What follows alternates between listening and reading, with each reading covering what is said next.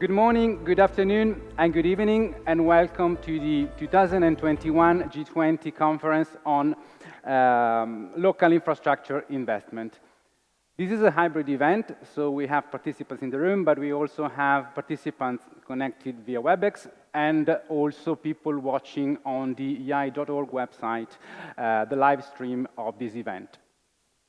We want to thank the City of Genoa and the Italian Institute for International Affairs for co-organizing, together with the Italian G20 presidency, this important moment today in Genoa.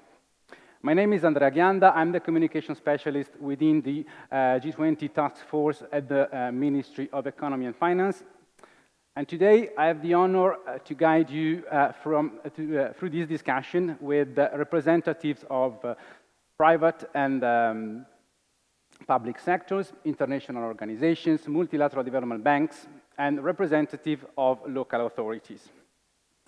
It is a pleasure to be in Genoa for such an important discussion. Genoa hosts, as you know, one of the biggest Italian seaports, and it's characterized by it's a very complex city, but it's also an extraordinary city.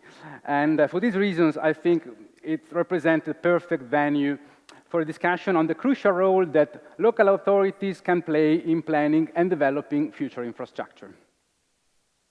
This conference takes place on the eve of the G20 Infrastructure Working Group meeting, which will continue tomorrow and Wednesday. And this is a defining trait of the Italian G20 presidency. Often, when you have a closed-door discussion at G20 level, you see that it's paired with a public event because it's the aim of the Italian presidency is actually to grasp and to understand the voices from the civil society and the stakeholders beyond the closed door of the actual diplomatic G20 meetings. As you can see from the program, the agenda is pretty packed. We're a bit late already, so without further ado, let's dive in. Who better than the mayor of Genoa, Marco Bucci, could give us a warm welcome to this beautiful city. So please, Mayor, the floor is yours. You can approach the podium. Yes, please. Thank you very much.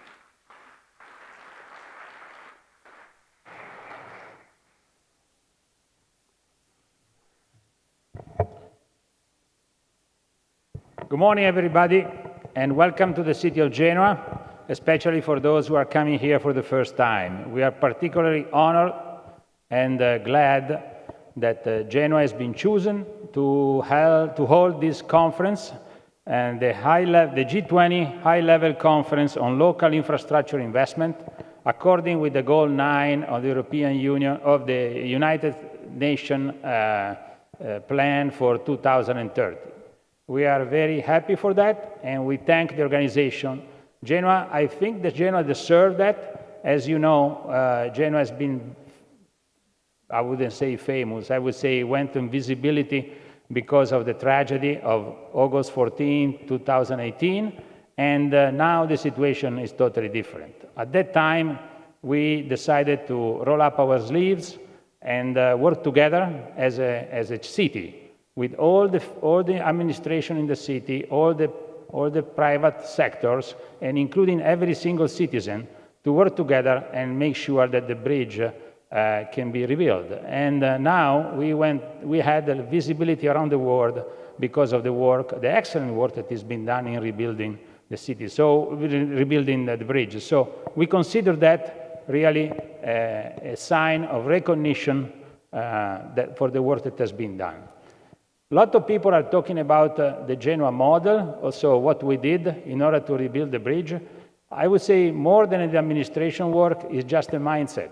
So the people work together with the same alignment, with a lot of professionalism, and with the goal of really doing something new and different. And we made it in the right time, with the right cost, with the right features. So that was really a work well done, that absolutely can be reproduced, and this will be an important subject of the next 2 days of discussion. So you will have also an exposure to that in this afternoon and tomorrow. More important, I have a couple of items I would like to recommend all of you to consider. First is maintenance. Maintenance is very critical to the infrastructure today, and especially remote maintenance and proactive maintenance. And what we build in the bridge, in the new bridge, the San Giorgio Bridge is an example of how proactive maintenance can be done according with the digital technologies and all the technologies that are available today. And the second one is environment. We should not forget that any kind of infrastructure today should respect the environment and should make sure that we are going to have a world that will be better than what we found, especially for the new generations and the next generations. So, at the end of the story, we are looking forward to have a world where good people and data can really circulate freely, quickly, with security, and with a lot of efficiency. That is the world we would like to have for ourselves and for the next generations. So, I can't wait for that. I can't wait for sharing with all those things with you, and I really thank all of you to be here, and I wish a wonderful conference. Have a great conference in Genoa.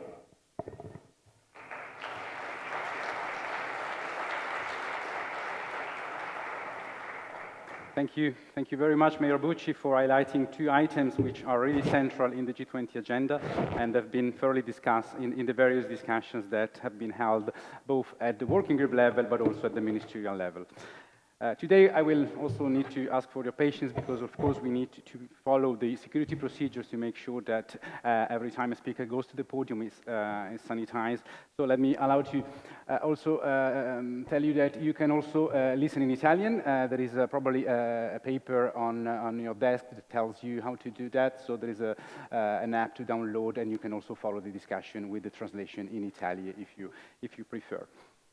As I mentioned, Genoa is an extraordinary and complex city, but I think it's within a region which is as beautiful and as complex. And today with us, we have the president of the region, Liguria, Mr. Giovanni Toti. So I will invite you to reach the podium for your intervention. Thank you. Welcome in Genoa, and thanks to be here for this important symbolic meeting. Giusto due parole anche nella mia lingua per salutare i ministri che sono qua, il governo che ha scelto questa città, che è una città simbolica. Il mio vuole essere solo un saluto istituzionale. Questa è una città simbolica, è la città che ha visto crollare il Ponte Morandi e l'ha visto ricostruire in 2 anni. È una città che ha dimostrato al mondo la fragilità della rete delle infrastrutture del nostro Paese, ma anche ha dimostrato al mondo la capacità di recuperare, e credo che questo sia l'argomento di cui discuterete oggi. Molte sono le difficoltà sul piano delle infrastrutture, molte sono le opportunità che la nostra città e la nostra regione indicano e dimostrano. Le opportunità sono dei porti che inquinino di meno, sono una rete ferroviaria che sostituisca la gomma, sono tutto quello di cui vi confronterete e che non deve essere più vissuto come antitetico rispetto alle politiche dell'ambiente, ma deve essere vissuto come qualche cosa, e ne abbiamo parlato molto con il ministro Cingolani, che è peraltro ospite permanente ormai della nostra città, deve essere vissuto come qualche cosa che aiuta l'ambiente. Io vi auguro davvero buon lavoro, buona permanenza e di apprezzare tutto quello che la nostra regione può dare in termini di bellezza, ma anche in termini di ispirazione. Grazie al governo per essere qua oggi.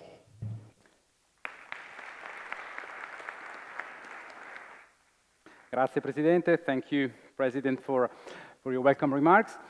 And infrastructure is a key issue within the G20 finance track. It was established in 2014, and it continued to play a crucial role in the finance track agenda, in particular in these critical times characterized by the COVID-19 pandemic and the need to rapidly foster the economic recovery. For those of you who are less familiar with the G20 technical functioning, the G20 finance track is co-chaired by both the Minister of Finance and the Central Bank Governor. It is then with great honor that I invite to the podium Daniele Franco, Italian Minister of Economy and Finance and co-chair of the 2021 G20 finance track. Please, Minister, the floor is yours.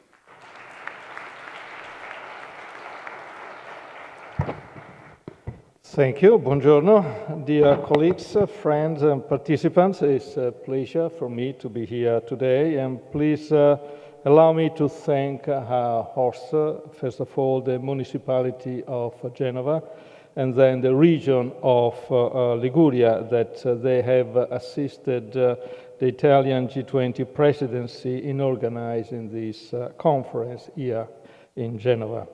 As co-organizer of this conference, I would also like to thank the Istituto Affari Internazionali for its continuous support to our G20 infrastructure agenda throughout this year. This collaborative dialogue with local entities is indeed a novelty for the G20 finance ministers and central bank governors who, in July this year, have agreed to encourage knowledge sharing with the representatives from local authorities to facilitate enhanced coordination and achieve more inclusive societies. This is an explicit and unprecedented acknowledgement at the G20 level of the crucial role that local entities play in planning, funding, operating, and maintaining infrastructures. The prominent role of local authorities has already emerged in several G20 initiatives and deliverables achieved under the Italian presidency. Allow me to recall two of them: maintenance and sustainable infrastructure. We put maintenance among the infrastructure priorities for 2021. In July, G20 finance ministers, central bank governors endorsed the policy agenda on infrastructure maintenance, recognizing how adequate planning, funding, and resilience along the entire life of existing assets is critical and, for many countries, an urgent priority. In maintenance, the role of local administrations is key. In many infrastructure services, such as water, transportation, waste collection, they are indeed in charge of operating and maintaining assets. Second, we promoted the G20 discussion on sustainable infrastructure by hosting the first edition of the 2021 G20 Infrastructure Investors Dialogue on financing sustainable infrastructure for the recovery. This discussion stressed how well-designed investment in infrastructure that incorporates sustainability criteria will allow to unlock our potential growth and make growth more resilient and long-lasting. Local entities, cities in particular, will be a key actor in the design of sustainable infrastructure. Different estimates suggest that the urban areas are responsible for around 70% of greenhouse gas emissions. Furthermore, more than two-thirds of the sustainable infrastructure needed by 2030 is in urban areas. It is clear that sustainable policies need to start locally. To conclude, continuing the dialogue with all relevant stakeholders, in particular regional and local government, is key to inform the formulation and implementation of the G20 infrastructure agenda. I look forward to hearing the views and collecting input from our distinguished guests, and I thank you all for being here with us today. Thank you.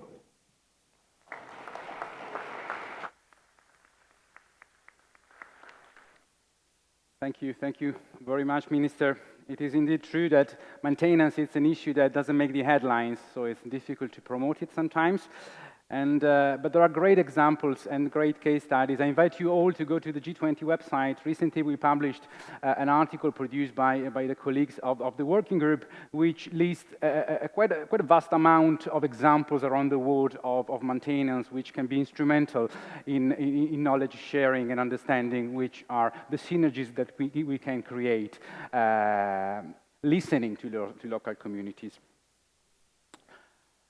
Moving on, we go to the next intervention, which is from remote. In the last year and a half, we all got familiar with these new technologies, understood how crucial resilient digital infrastructure can be in critical times. Most of us could continue to work thanks to the resilience of the digital infrastructure.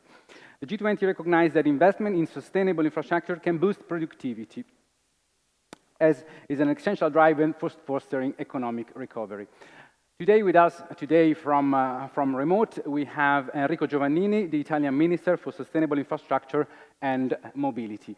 Minister, please, the floor is yours.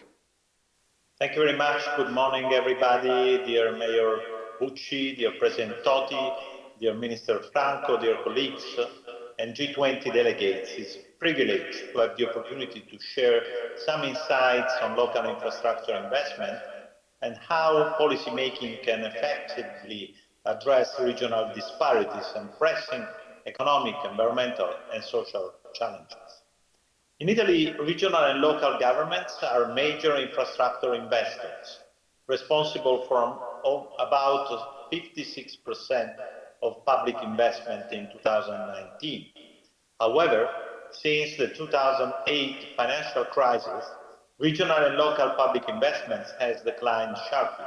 Between 2007 and 2017, subnational public investment decreased by 5.4% per year in real terms in Italy. This has resulted in insufficient maintenance and degradation of infrastructure systems in some regions and cities. Fortunately, this trend is being reversed now with a huge investment due to the Recovery and Resilience Plan, but also the decision by the current government to add on more money, funds, exactly on sustainable infrastructures and mobility. In light of the relevant role of regional and local administrations in infrastructure investments, two main considerations concerning innovative funding financing mechanism and subnational government investment capacity, as well as multi-level governance for effective policy implementation, are important. Therefore, I will focus my considerations on these 2 points. Funding is often the key barrier for subnational government infrastructure investment. Regions and cities necessitate funding sources that cover the entire life cycle of infrastructure, including for construction, operations, maintenance, and finance repayment. Maintenance is particularly important as it may also reduce the need for future investment and prevent catastrophic events which can result in high social, economic, and environmental costs. This is why we issued the new guidelines for new projects that have to be financed by the National Plan for Recovery and Resilience, which now cover not only economic, but also social and environmental sustainability principles, including circular economy. This is a huge change in the way in which infrastructures are being designed and implemented. In Italy, we are considerably investing in asset condition monitoring and maintenance, strengthening data collection, asset management, and ensuring that sufficient funding is assigned to maintenance and replacement activities. Since 2009, when I was chief statistician at the OECD, we issued a report actually, that was indicating that around 2020, 2030, most developed countries had to invest a huge amount of money to refurbish, to maintenance, to rebuild the infrastructures built in the Second World War. So I'm very much aware that this is a need for the next decade, but the good news is that today we have innovative solutions, not only to monitor the state of our infrastructures, including digital information systems, but also we have innovative solutions to fund and finance green projects and to boost the application of circular economy to infrastructure. The good news here is also that the private sector is orienting its investment in the same direction. So we have really a huge opportunity in changing the way in which infrastructures are designed, implemented, and maintained over time. Of course, and this is the second point, capabilities to deliver effective infrastructure policies differ significantly across cities and municipalities. Therefore, the need for a stronger coordination among and across different levels of government is absolutely a must. It's not only vertical, but also horizontal coordination across different institutions, but also within institutions. This is why we are proposing now to regions and municipalities to use the same categories of the National Recovery and Resilience Plan also to plan their investments that will come from national and European funds. This is really an extraordinary opportunity for a fully coordinated approach that, of course, requires not only commitment at a national level, but also at local level. It is absolutely a cultural revolution, especially considering how Italy in the past was not able to spend effectively the money that we received from the European Union.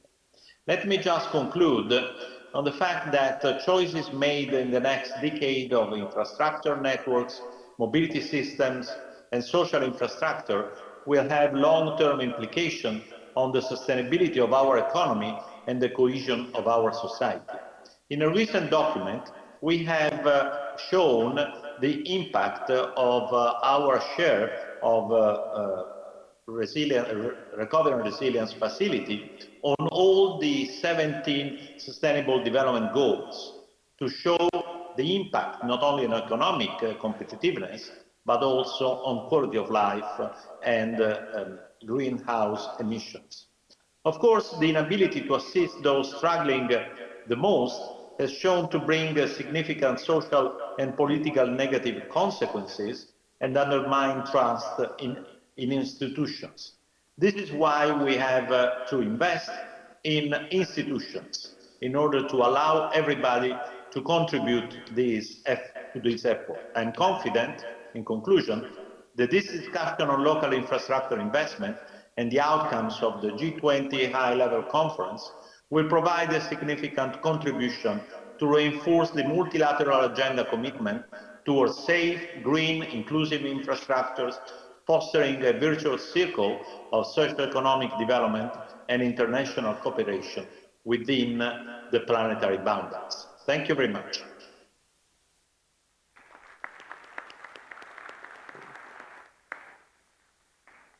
Thank you very much, Minister. I think in the words of the ministers, I've highlighted three keywords, which are coordination, opportunity, and investment.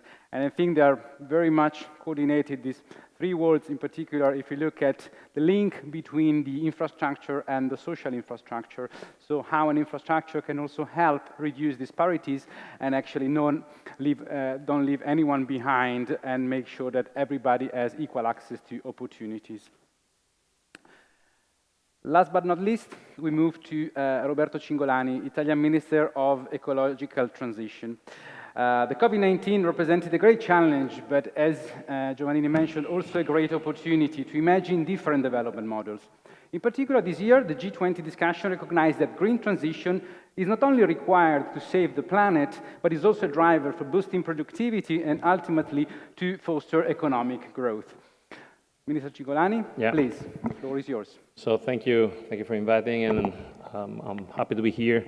Say hello to my colleagues and to the authorities. Of course, I play home today because I live in Genova since more than 10 years now, so it's a double pleasure to be here. What can I say as Minister of the Ecological Transition? Well, I believe that infrastructures, culture, and a sustainable environment are the most serious inheritances we can leave to future generations. So we really should work hard to make those things functional and available to our kids in the future.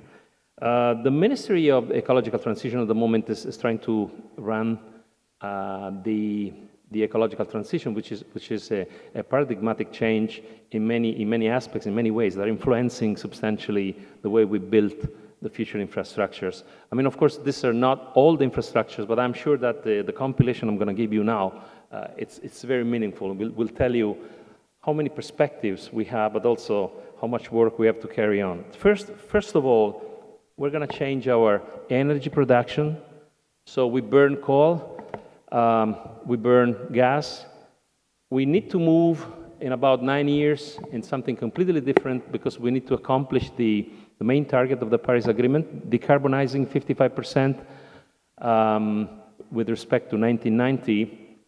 And that means for the current energy consumption of the country, increasing in the energy mix, the electricity up to 70% production based on renewable sources. Of course, those numbers can be different in different countries, but the challenge is clear. We have to swap towards electric powering, and we have to produce electricity by renewable sources. For the time being, this is a very large infrastructural change, and it has a strong impact on regional and local government, as well as on global governments and even continental governances. Second is mobility. We're going to change completely the way we move.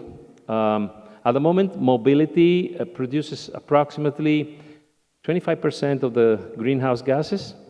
We need to reduce this dramatically in the next 10 years. And of course, up to 2050, we have to go to net zero carbon.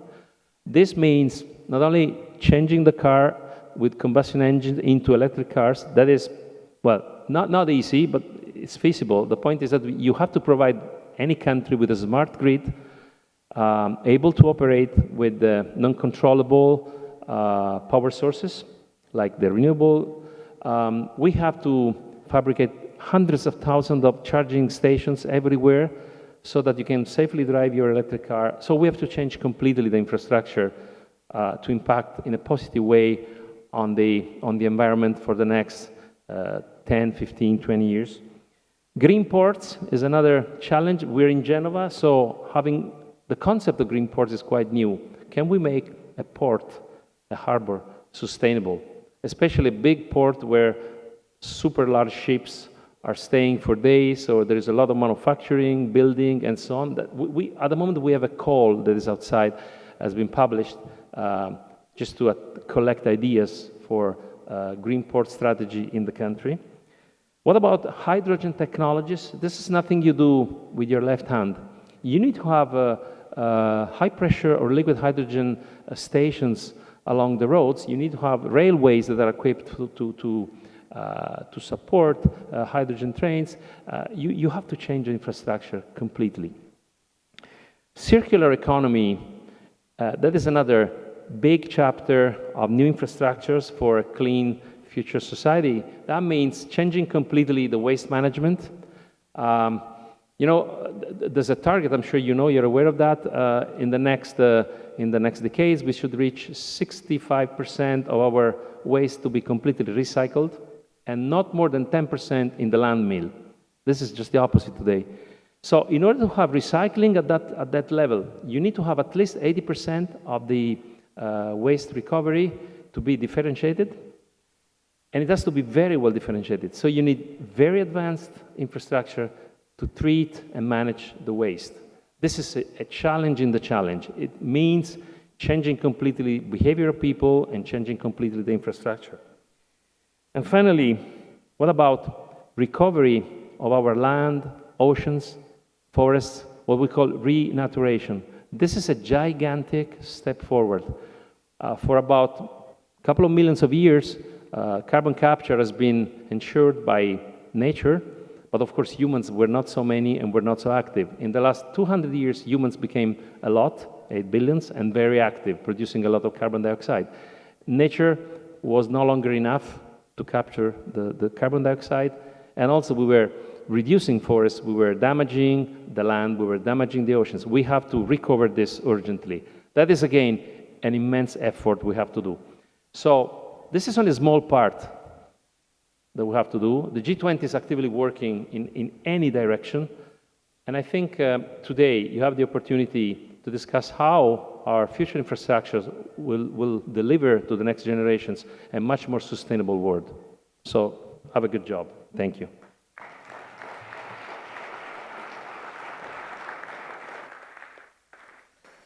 Thank you. Thank you very much, Minister. One of the conferences that we organize during the G20, there was a question raised by some of the participants that while everyone is pledging to reach net zero by 2050, someone asked, do we have the right infrastructure for doing that? And I think that's a big question that must be addressed, firstly, at G20 level and all the right fora for discussion. Let me thank all the speakers and contributors for this first session. So thank you very much, Mayor Bucci. Thank you, Minister Franco. Thank you, Minister Cingolani and President Totti, and also Minister Giovannini from his office.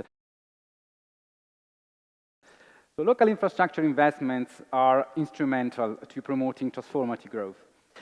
Today with us we have the first speaker, which is Deborah Revoltella, the Director of the Economics Department and the European Investment Bank. The EIB Director will give us some insight on the state of local infrastructure investment in Europe, presenting the main result of the European Investment Bank Municipality Service. So the question is, how can multilateral development banks better support local authorities to overcome the specific barriers to infrastructure investments? I invite you to reach the podium for your intervention. Please, the floor is yours. Thank you very much, and it's really an honor to serve as one of the keynote speakers for this conference. That is in the context of the G20, and I very much share the aim of the conference and the whole work stream of the G20, that is to have a forum for sharing local expertise among different counterparts.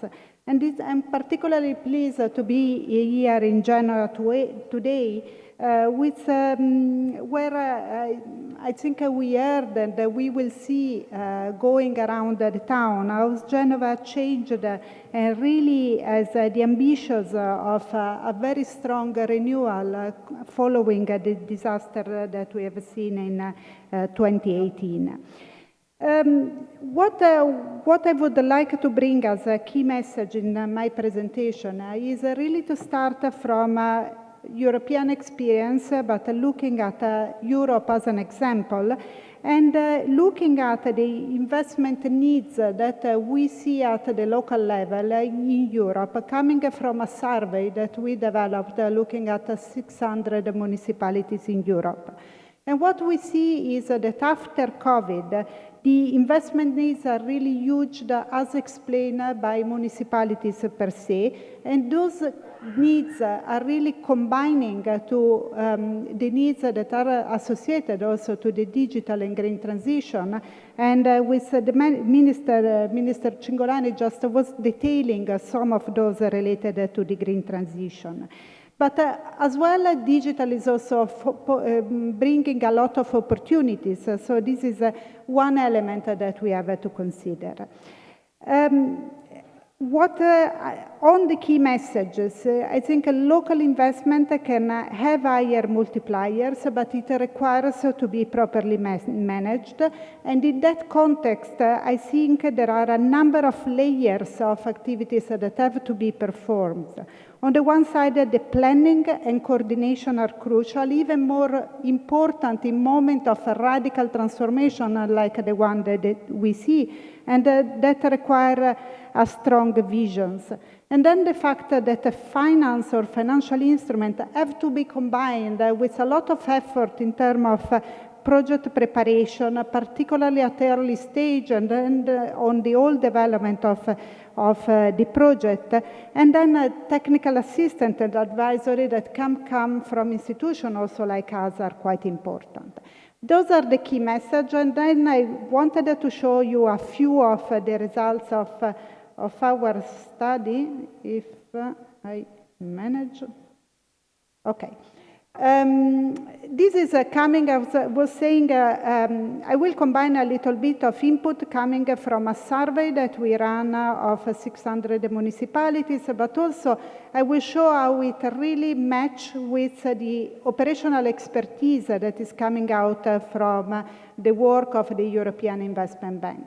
The first thing is a picture of what municipalities tell us. It's the European example, but it's an important one.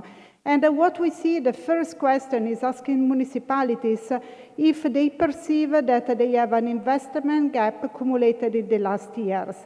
The first bar shows municipalities that say that they have 3+, more than 3 of the other kind of investment gaps. And you see that it's more than 50% of European municipalities that feel that they invested in more than 3 areas. The most pressing areas for investment gaps, are related to mitigation and adaptation, but also the digital and urban transport are quite important areas which represent gaps as perceived by municipality per se. The second graph shows something also quite interesting. There we ask municipalities with quite a detailed list of activities. We ask whether they are doing green budgeting, green procurement, etc. And we build an indicator of green capacity of the administration and one on the municipalities' capacity to deal with the digital transition. What you see in the graph is the non-green, non-digital. What you see is that almost 70% of municipalities at the European level perceive themselves as not having the competences, the capacity to deal with the green transition. The situation is better on the digital side, but still more than 40% perceive not to have the capacity to deal with the digital transition. That means that the huge investment gap also are combined with municipalities that themselves are concerned about their own technical capacity to deal with this transformation. And that shows part of the challenge that we have in front of us. Another important analysis is another important image is just asking municipalities what are the barriers to their investment. And here I divide between major and minor barriers, but still those are all barriers. But the main major barriers is lack of funding. But all the others, and I think it's very interesting to see that the first 6 altogether, they all represent important barriers for at least 70% of municipalities in Europe. So it's a European-wide phenomenon. And there we have a lot of regulatory burden, time required to deal with all regulatories. Regulation uncertainty is an important phenomenon, particularly in period of transformation like the one of the green transition in front of us, but also the technical capacity, coordination among stakeholders, and technology uncertainty. So a lot of barriers are coming in front of the capacity to deal with infrastructure investment.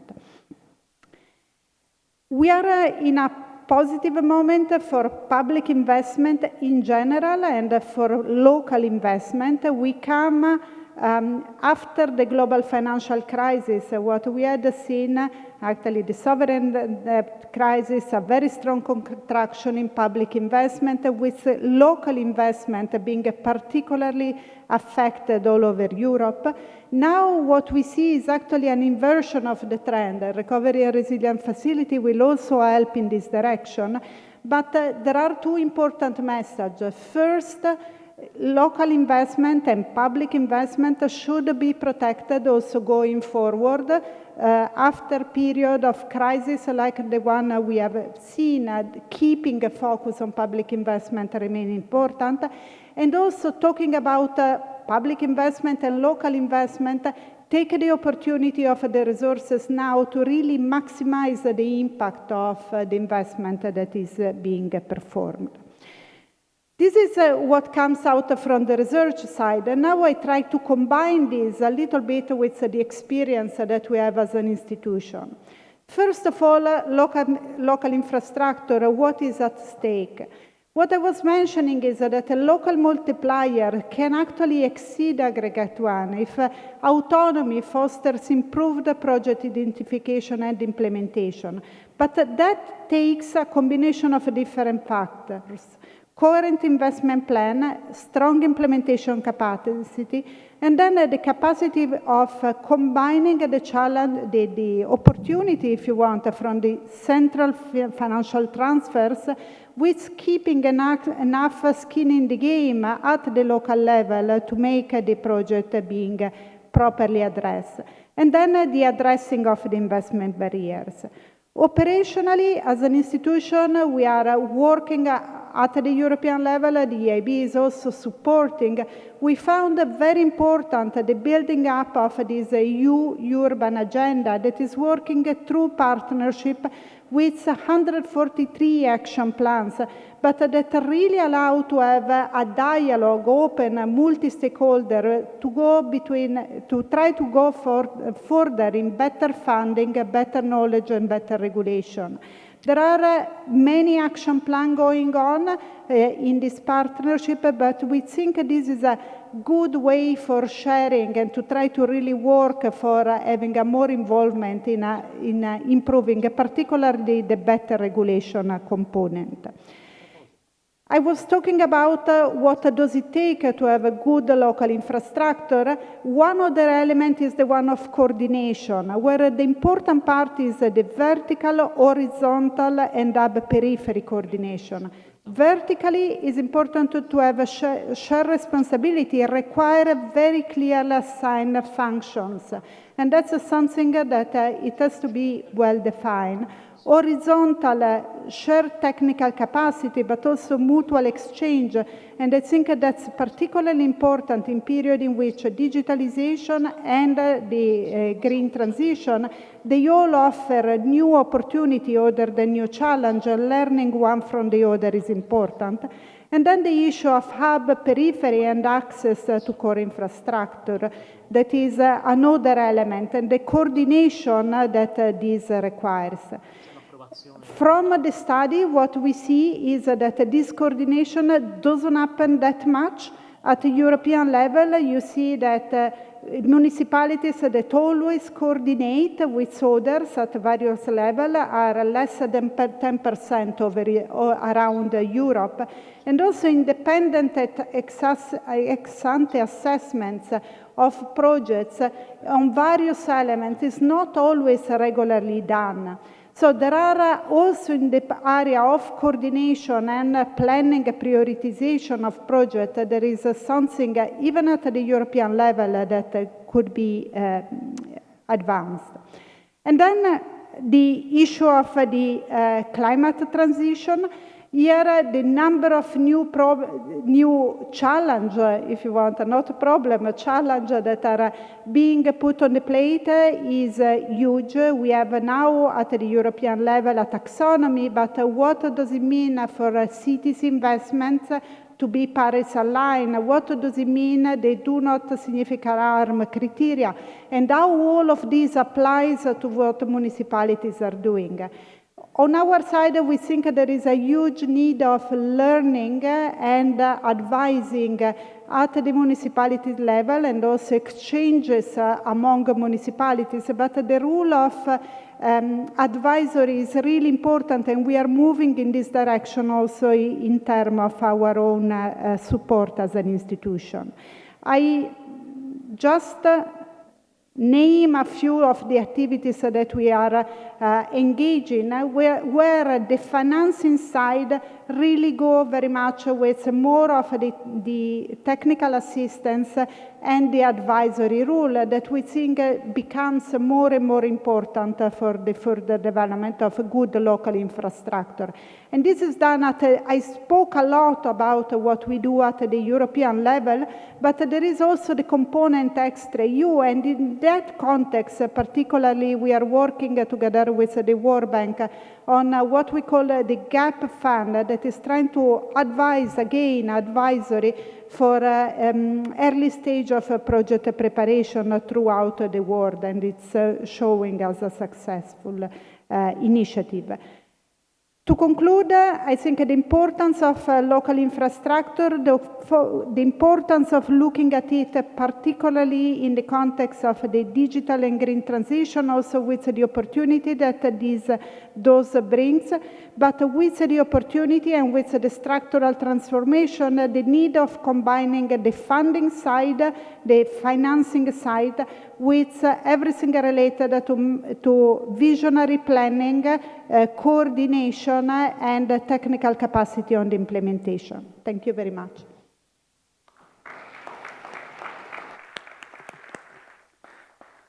Thank you, Director. Thank you very much for your interesting insights.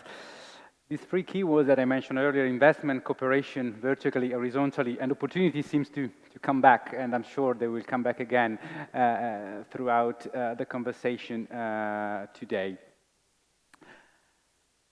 The OECD published a report recently and identified innovative instruments and approaches to fund infrastructure projects at local level and attract a suitable form of financing. Today with us we have Dorothy Allain-Dupré, who is Head of Division for Regional Development and Multi-Level Governance at the Center for Entrepreneurship, SMEs, Regions and Cities at the OECD. Thank you for being with us today. So we're curious to know what are the examples of tools that enable local authorities to develop, operate, and maintain infrastructure in a life cycle perspective.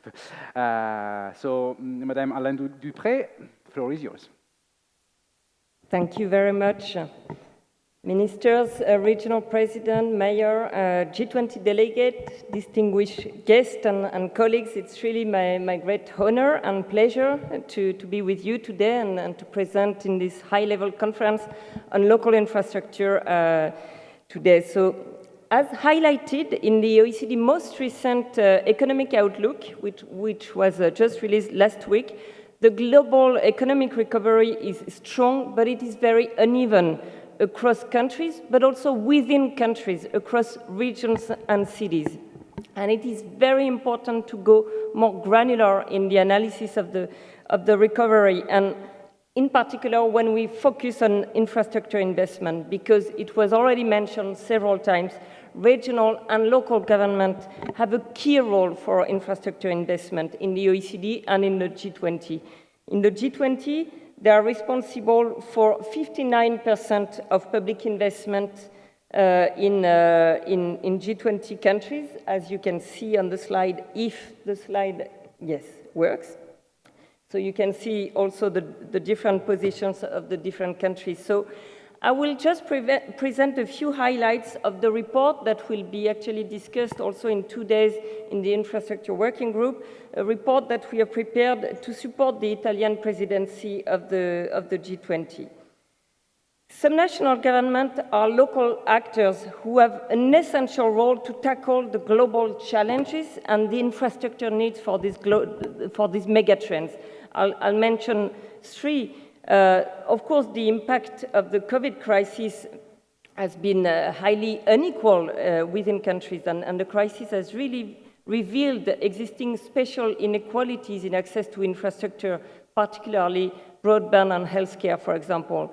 In G20 countries, we know that peak download speeds for broadband are 40% points slower in rural areas than in cities, to give an example. Some national governments are also key actors to support the transition toward net zero emission. In the OECD, local government and regional government are responsible for two-thirds of climate and environment-related public investment. So it's really at this level that things can make a difference. In addition, they have a key role to meet the challenges of demographic change and urbanization by matching local infrastructure provision with expected population changes. Globally, the urban population will increase by 1.5 billion people by 2050. This creates a significant need for new and upgraded infrastructure in urban areas. At the same time, many rural regions are shrinking and aging. In the OECD, 57% of regions will shrink in population by 2050. This can reduce subnational government revenue, make it difficult to fund maintenance, and means existing infrastructure must be adapted to new needs. So the current economic stimulus is indeed a unique window of opportunity to partner with subnational government to address these megatrends. Meeting these megatrends requires targeting public investment towards priority sectors such as health, digital, low-carbon infrastructure. It is critical that we learn from the 2008 crisis, which was followed, and that was already mentioned several times, by a sharp and abrupt reduction in fiscal support for subnational government. Public investment by subnational government then stayed below 2008 levels for almost a decade, which has then reduced infrastructure investment and maintenance in many regions and cities. Although thus far, during the COVID crisis, subnational governments have received significant fiscal support, the outlook remains uncertain. As we move beyond current stimulus, there will be an increasing need to overcome current obstacles. We have identified 4 obstacles in the framework conditions that can hold back subnational government investment and can limit the use of innovative funding and financing.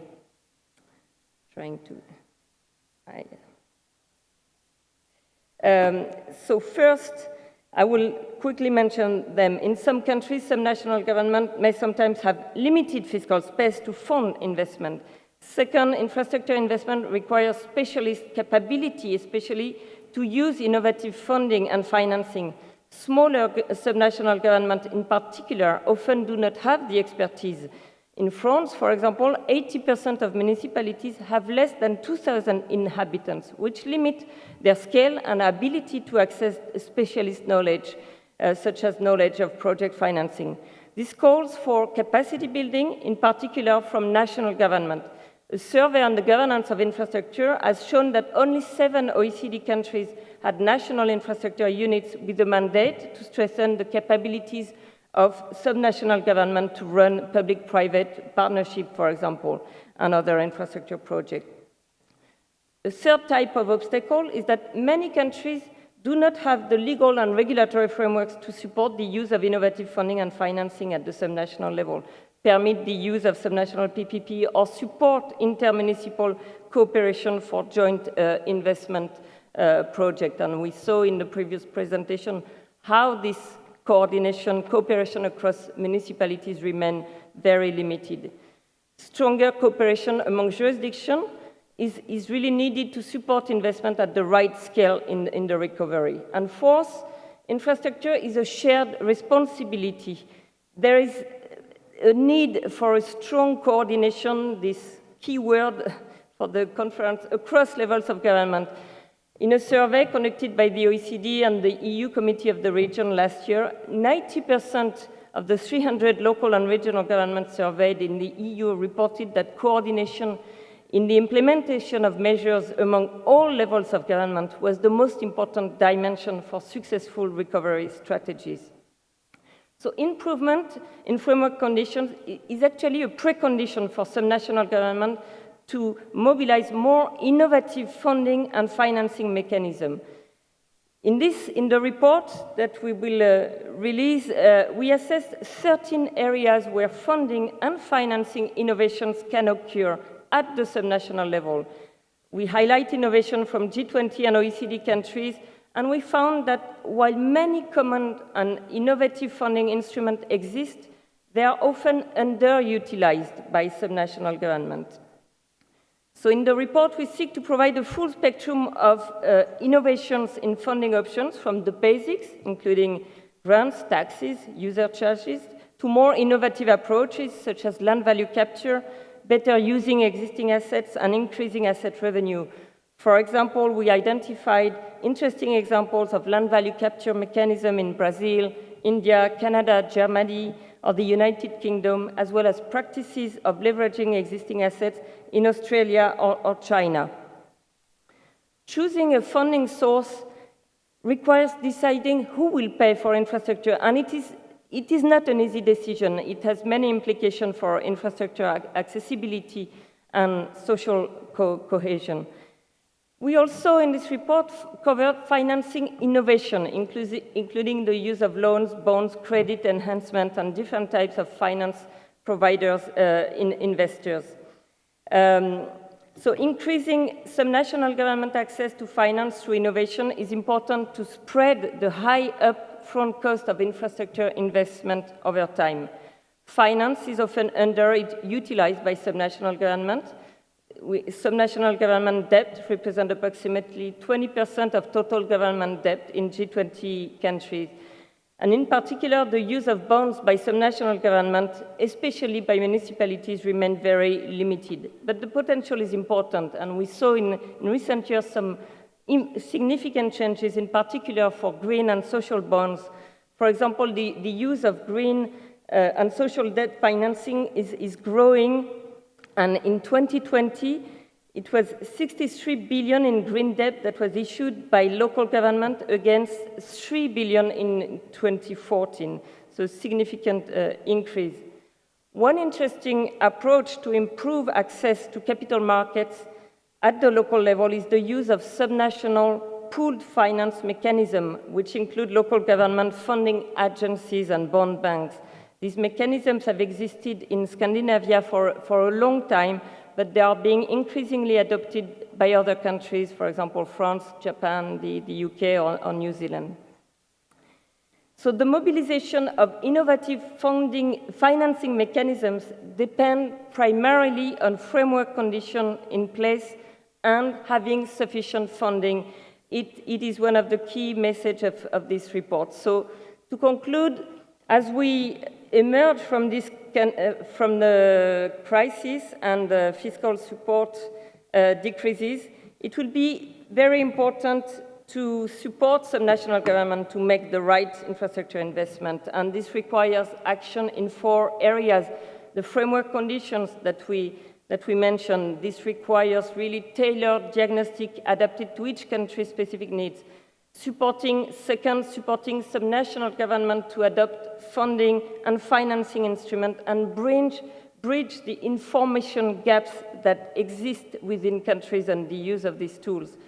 Third, improving data related to subnational public investment and finance. And in 2022 at the OECD, we will release the 3rd edition of the World Observatory on Subnational Government Finance, which has data on 120 countries. And fourth, it is very important to better understand the regional disparities arising from the COVID crisis so that we can target investment to the places most in need. And we will soon release a regional recovery platform to monitor the regional dimension of the recovery.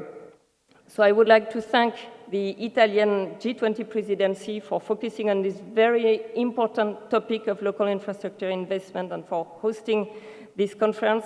I look forward to continuing this discussion on local infrastructure over the coming years and to hearing the panel discussion. Thank you very much.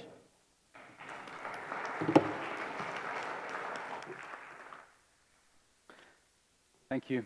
Thank you very much, Alain Dupré. It's a thank you that also goes to the OECD. When I speak with colleagues and which are not very familiar with the G20, I used to say that G20 is much more than 20, and the role of international organizations like the OECD is instrumental in actually making a broader conversation. So thank you very much for your contribution to this group, but also to the framework and the other important contribution that you have made throughout the presidency. As I said, the Italian, the Finance Track presidency is a co-presidency between the Ministry of Finance and the Bank of Italy, and we're moving now to Fabrizio Balassone, which is the head of the Directorate for Structural Economic Analysis at the Bank of Italy. To address local infrastructure needs, it is crucial to assess if public investment choices are made in a targeted, efficient, and effective way. Bank of Italy has conducted extensive work to analyze public investment expenditure against infrastructure demand in different geographical areas. What have you learned about territorial gaps in the infrastructure endowment of your country, Italy, our country? And how can accessibility index can help in targeting investments toward underserved regions and provinces? Sir, please, the floor is yours. Good morning. Let me also start by thanking the organization for inviting me at this event. It is both an honor and a pleasure to be part of such an important conference. In this short speech, I will try to address three key questions. First, are governments at all levels spending enough on infrastructures? Second, are they making good use of the resources available? And third, how can we identify the most pressing local investment needs? The consensus answer to the first question, and I think this was apparent also from the speech of the previous colleagues who were on the floor, the consensus answer is a clear no. And data are there to support this answer. As shown in the chart, the decade before the COVID-19 pandemic marked a significant reduction in public investment spending in major advanced economies. The contraction was larger than average in Italy. If spending today is much lower than it used to be, even returning to the levels of 10 years ago may be insufficient to face the investment needs coming from the twin digital and green transitions. Estimates by the European Commission suggest that the amount of extra financial resources needed to achieve current climate targets for 2030 amount to 2.3% of GDP per year, and that is excluding transports. In most G20 countries, subnational governments play a key role in implementing infrastructure policy. They account for over half of total public spending, and in Italy, local governments undertake almost 60% of total government investment. Budget cuts strongly affected them, as they mostly rely on state transfers as a source of revenue.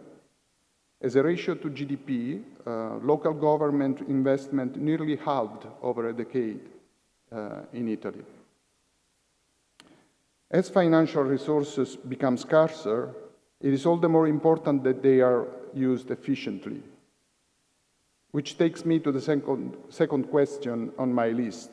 Are governments using well the resources available? The answer, I'm afraid, is a no, also in this case. In 2015, an IMF staff report estimated a large average efficiency gap in public investment in a sample of more than 110 countries. According to such estimate, as much as a quarter of total expenditure did not translate into infrastructure. Italy's efficiency gap is likely to be larger than in comparable countries. Indirect evidence of this can be found by comparing measures based on the financial resources used with those based on infrastructures actually built. The country ranks less favorably in international comparisons based on the latter kind of measurement. Closing this efficiency gap would result in a large growth dividend, as the fiscal multiplier associated with public investment would increase in proportion to the efficiency gain in spending. In addition to straightforward waste of resources, specific institutional features can further hinder and delay the process of public capital accumulation. The problem can intensify for projects managed by small public administrations, which often lack the necessary administrative and technical capacity, a point that has been already stressed.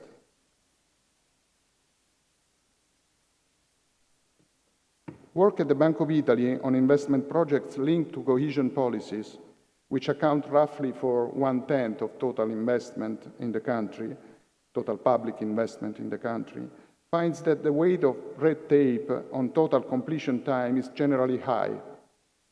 The chart shows that administrative authorizations and other formalities have a significant effect on time to completion, accounting for around 40% of the total and reaching as high as 60% for the design phase alone.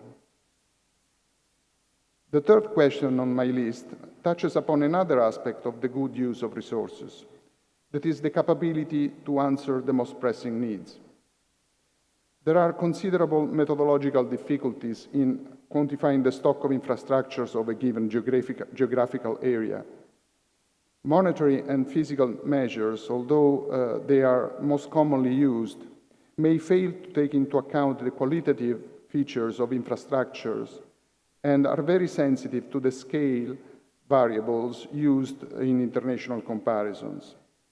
The concept of accessibility offers a different metric to assess relative local infrastructure endowments, a metric which can be defined to take into account the quality of the service provided through the infrastructures and can be tailored to the specific features of each service investment bundle. Staff at the Bank of Italy have recently produced a paper using accessibility as a means to assess infrastructure endowment across the country. Let me give you some examples. In the chart, the darker areas are those where accessibility is higher.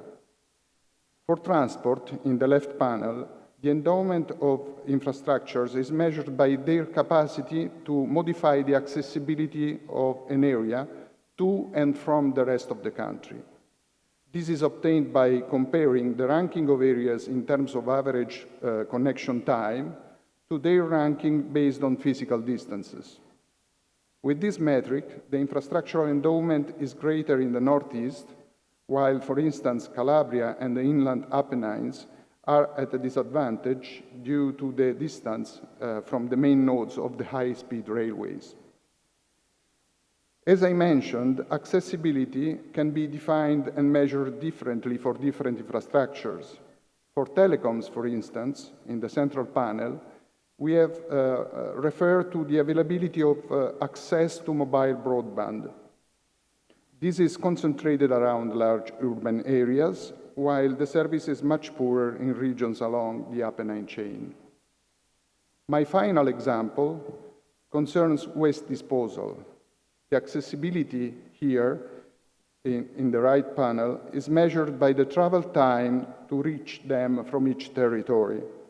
As you can see, central northern regions also have a significant advantage in this respect. So let me sum up my short talk before I conclude. There is no doubt, I believe, that financial resources available for public investment should increase. But I have also tried to argue that it is equally, if not more important, that public investment management improves to avoid waste, to speed up execution, and to maximize the macroeconomic impact of public investment. Moreover, decisions on where to put resources should be based on a careful assessment of the initial infrastructure endowment. Failing to do so, more spending will not translate into better infrastructures, nor will it boost long-term growth, and may simply leave behind a legacy of higher public debt. Finally, related to this point, allow me to make a quick reference to Next Generation EU and the accompanying recovery and resilience plans. This could prove to be truly game changers in some countries, including, of course, Italy, both financially and, most importantly again, in terms of project management. The strict timetable set for the deployment of the plan and its reliance on verifiable targets and milestones is in itself a powerful novelty in investment management in Italy. It's a tough challenge, but also a formidable opportunity. The successful execution of the plan could significantly change the picture of infrastructure I have just briefly illustrated. Improvement in investment management would be an important legacy for the implementation of a broader strategy to complete the green and digital transitions of the country beyond both the finances and the planning horizon of Next Generation EU. Thank you.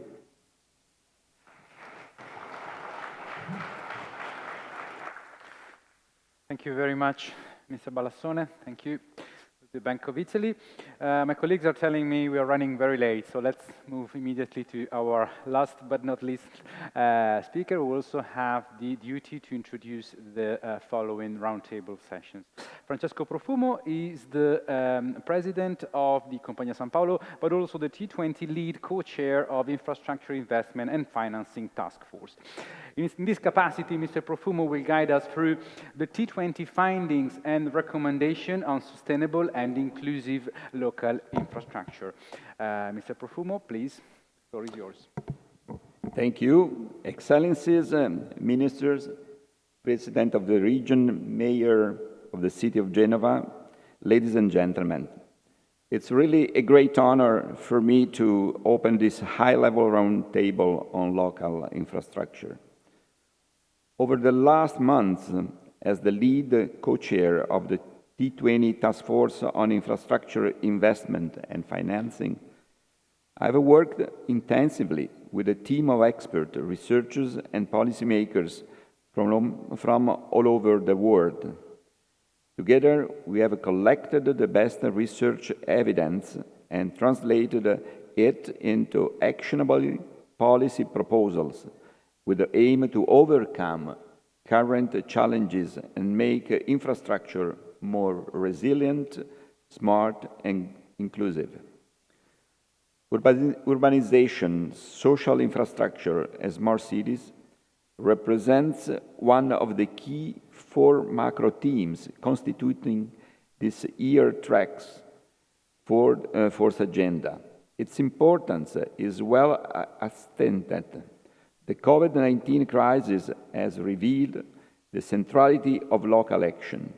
Cities are engines of innovation and talents, poles of social and economic activities that will play a critical role in the recovery efforts toward addressing climate change, improving digitalization, and laying the foundation for a solid and equitable recovery. The recovery strategy calls for large-scale infrastructure investment. A key feature of most infrastructures is that they are physically linked to a given geographical area. For this reason, it's crucial to consider the impact on local communities when designing infrastructure investment policies, together with the need to allow each area and region to attain its economic and social potential. This is even more true in the context of the COVID-19 pandemic, an asymmetric crisis that has increased inequalities at both global and local levels, with even deeper divides in urban spaces. COVID-19 has caused a series of asymmetric and intersectional negative impacts on our societies, with negative consequences for the most vulnerable groups. All this calls for a reset of infrastructure priorities and targets. Through the policy recommendations of our task force, we encourage promoting a more systemic convergence between social innovation and economic infrastructure investments, with the goal to reduce inequality and improve inclusion. Infrastructure investments that focus on maximizing social economy and fiscal spillover and the development of social capacities can drive a recovery from the bottom up and contribute to more prosperous and inclusive societies. But our ambition to build sustainable responses at the local level calls also for a new management of urban-rural interdependencies in support of low-carbon solutions and better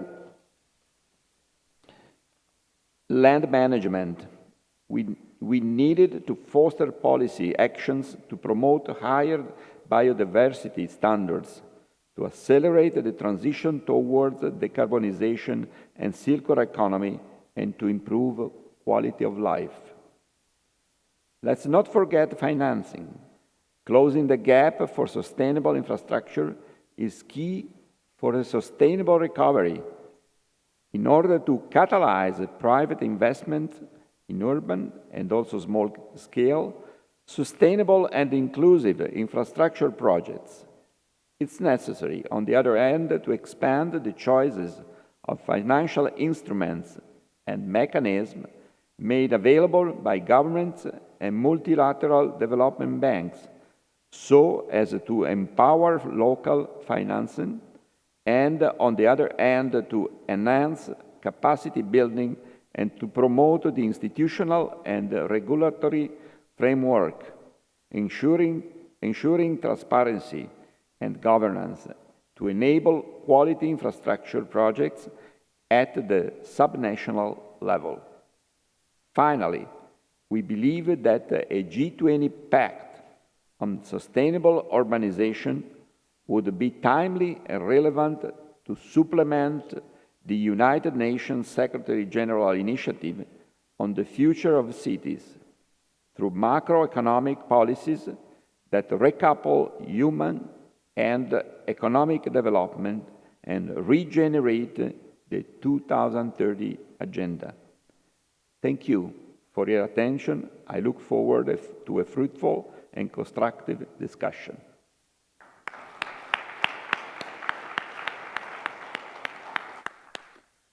Thank you. Thank you, President. Let me also extend my thank you to Deborah Revoltella, to Dorothy Allain-Dupré, and to Fabrizio Balassone for your great insight today. Don't forget that this is a live event, but it will be available also at the end of the event, and you can still watch it if you missed some of the presentation or some part of the event. So thank you very much again. I'll invite you to join the audience. I will also have the pleasure to join the audience with you, since the next session will be moderated by Mr. Franco Passacantando, Senior Advisor at EI, which I invite to the podium, to the stage, and also the speakers of the first session. So thank you very much.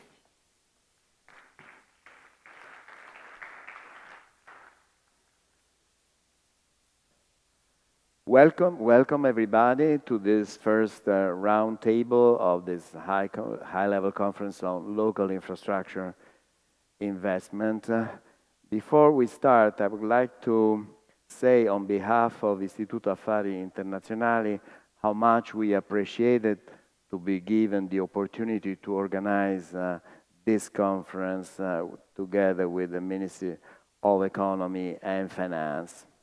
Now, this session will look at the point of view of local authorities and development institutions that are actually operating on the field, on the issues that we have been discussing in the previous hour and a half.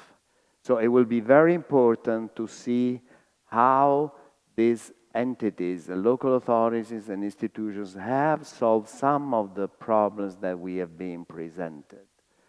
As we have been told, the issue of local investment face particular hurdles because various issues. First of all, uneven implementation capacity, uneven capacity to make projects, to plan, regulatory red tape, insufficient funding, high risk perceived by private investors in the local area, difficulty of horizontal and vertical integration, increased social tension and social problems of social inclusion, especially after COVID, and so on and so forth. So, I'm very happy now to hear those who are actually operating on the ground to see how they have been addressing these issues. So from theory to practice. And so I will ask panelists to to give the opportunity to highlight their own experience and the policies they have followed. I would like that this session is as interactive as possible, so I will ask questions, but I also ask the audience and the participants to raise questions, and I will give the panelists the opportunities to answer. So we will start with Bruno Carrasco, and I hope he will appear on our screens. Good afternoon. Yes. Okay. Hello, Bruno. Thank you for coming. I was for a moment worried that you would not be appearing. I see you very well, and I see that. So thank you, Bruno, for joining us. As I said, you are the Director General and Chief Compliance Officer of the Sustainable Development Climate Change Department of the Asian Development Bank. And so it is, I'm very pleased to start with the experience of the Asian Development Bank, because Asia is a region of the world that has some of the fastest growing cities, which has some of the fastest growing economies, but also where vast segments of the population still live in extreme poverty and were badly hit by the COVID pandemic. So I think your experience is very useful in addressing both the issue of sustainability, environmental sustainability, but also social inclusion that we would like to address. So, Bruno, why don't you give us an overview of the policies that the ADB is following to tackle these challenges, and then we will come back with specific issues. Welcome. Thank you. Thank you very much, Chair, and good afternoon, Ministers, Mayors, distinguished participants. It's a pleasure to be here. I wanted to thank the Italian G20 presidency for the kind invitation. I wanted to begin by trying to put Asia's infrastructure needs into context.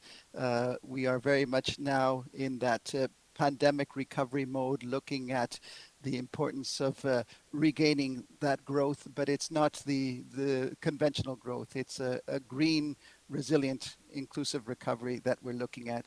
And for that, given the infrastructure gaps that Asia still observes, and particularly at the subnational level, strengthening that infrastructure is essential for that recovery process. In terms of the numbers that we have been looking at, the financing gap is estimated at about $1.7 trillion per year, or about 26 trillion cumulatively from 2016 to 2030. With the pandemic, that likely has risen. I think that we want to highlight, when we do this work across Asia Pacific, that the gap is further magnified at the local level in Asia's municipalities, large cities and smaller towns. And more fundamentally, it reflects three large constraints. One, of course, is the limited financial resources, especially own revenue resources, creating, of course, that dependency on fiscal transfers from the center, as we've heard earlier. There's also, of course, a very important capacity constraint at the subnational level to be able to plan, design, appraise, and implement infrastructure projects. And also, lastly, there are significant data limitations to prioritize, monitor, and evaluate infrastructure projects. 4 points that I would like to pick up very quickly in response to your question. One major point is to be able to do more with infrastructure, we have to get value for money. As we've heard with previous speakers, the Asian Development Bank supports the G20 call for quality infrastructure investment across the 6 principles. The essential part is making sure that we take a life cycle approach to infrastructure investment, making sure that we don't cut corners on operation and maintenance to be able to extend the life of the infrastructure asset. And this is really about 4 things. It's unpacking efficiency and how to better manage assets. It's accessibility, how to extend that infrastructure network to last mile connectivity, as well as affordability, and of course, resilience and sustainability in terms of both climate change, but in terms also of debt and debt management considerations. We are very keen to make sure that those multipliers in Asia, where that infrastructure deficit is so essential, remain strong. And there are estimates that we can generate multipliers of $4 to every dollar invested. Second point I'd like to mention is that we have to recognize that the public funding is not sufficient. If we're going to address some of those needs, we need to tap into more commercial financing. We need to look at how we can blend better some of the concessional support with the more commercial financing. And a lot of this work is about developing further the public-private partnership modalities. This has been extensively used at the national level across Asia in developing infrastructure projects. It has to be now brought down one level to the municipal or subnational level. Third point I'd like to mention is domestic resource mobilization. So here we recognize that across Asia and the Pacific, the tax yields are still relatively low. They don't meet that 15% kind of threshold that we all are aware of in terms of supporting development. The revenue flows are also unpredictable and many times unstable. So here the idea is to pick up and strengthen automation of tax administration, building on medium-term revenue strategies. And at the local level, there's a lot of effort at, again, something that was said before, developing the property tax.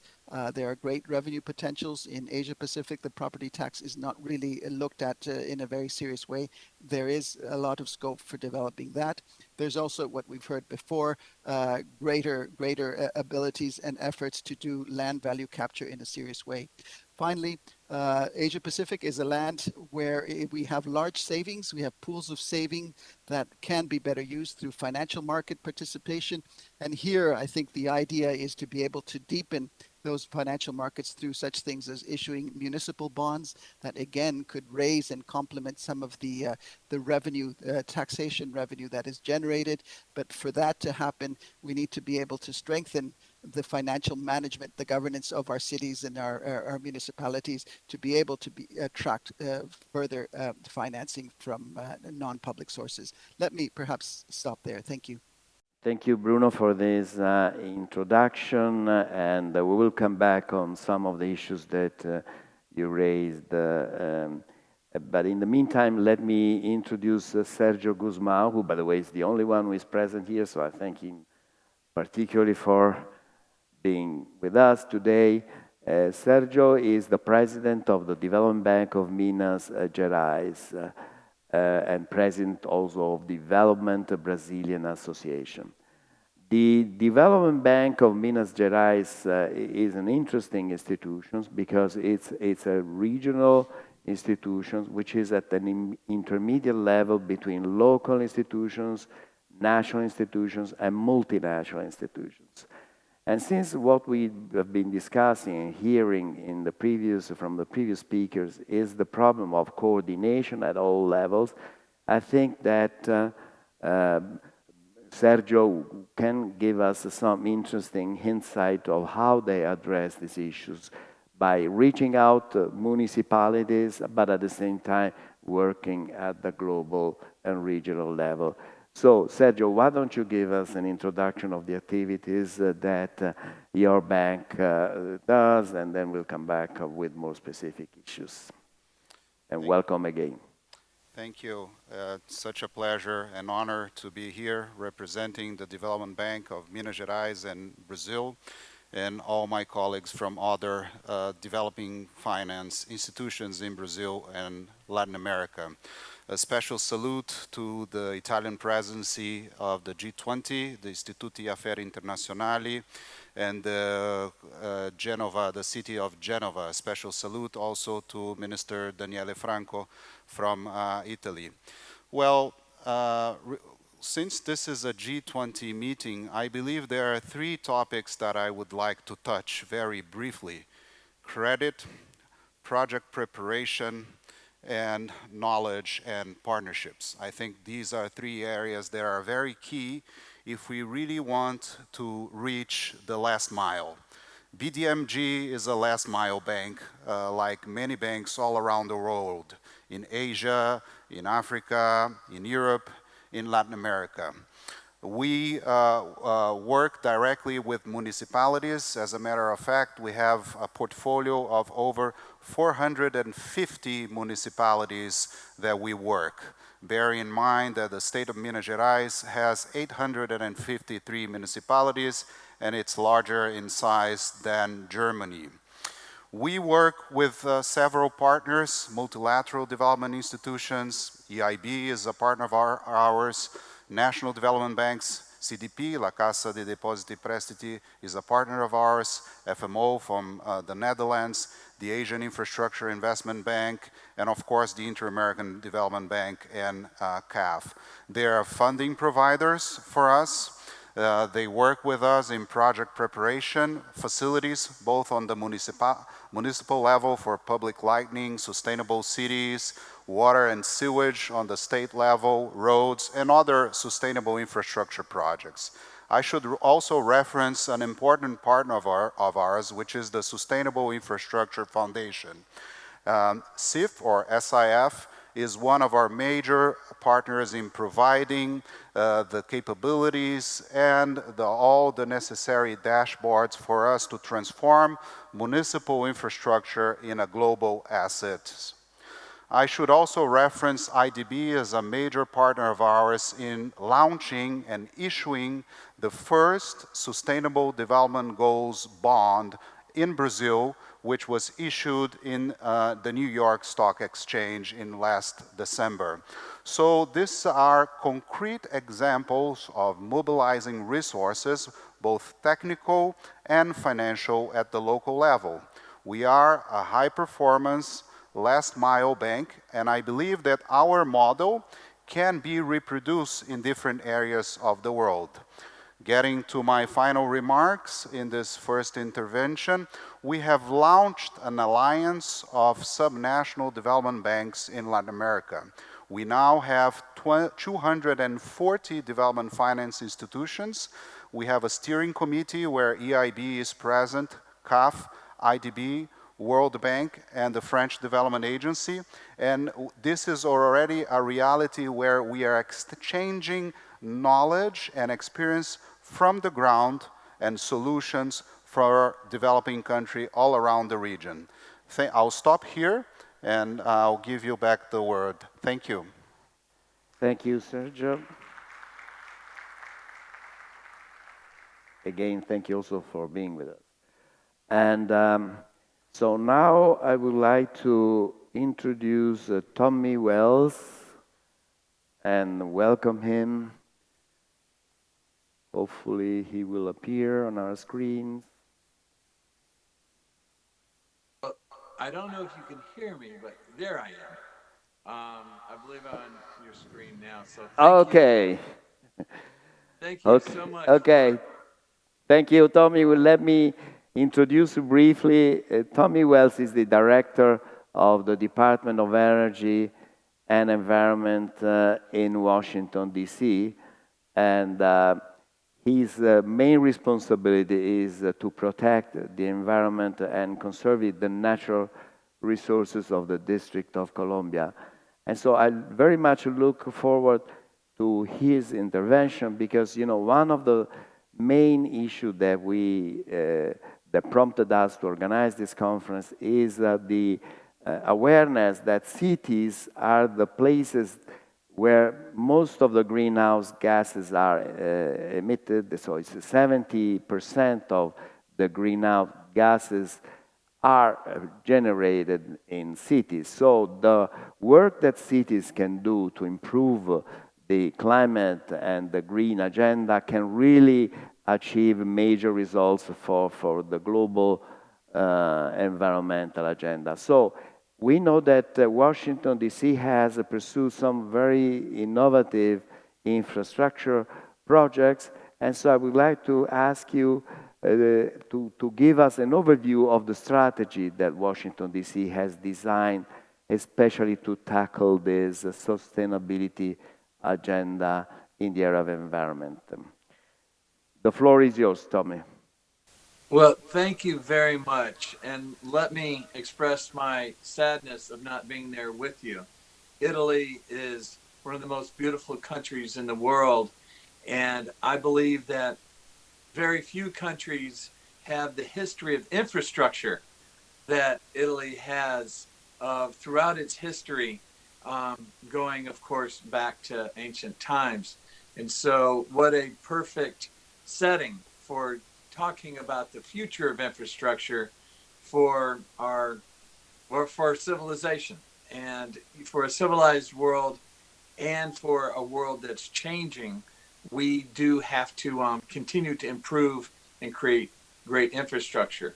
Let me acknowledge my friend from the Asian Pacific of saying one in particular challenge that we often forget and we often don't fund, and that's maintenance of our infrastructure.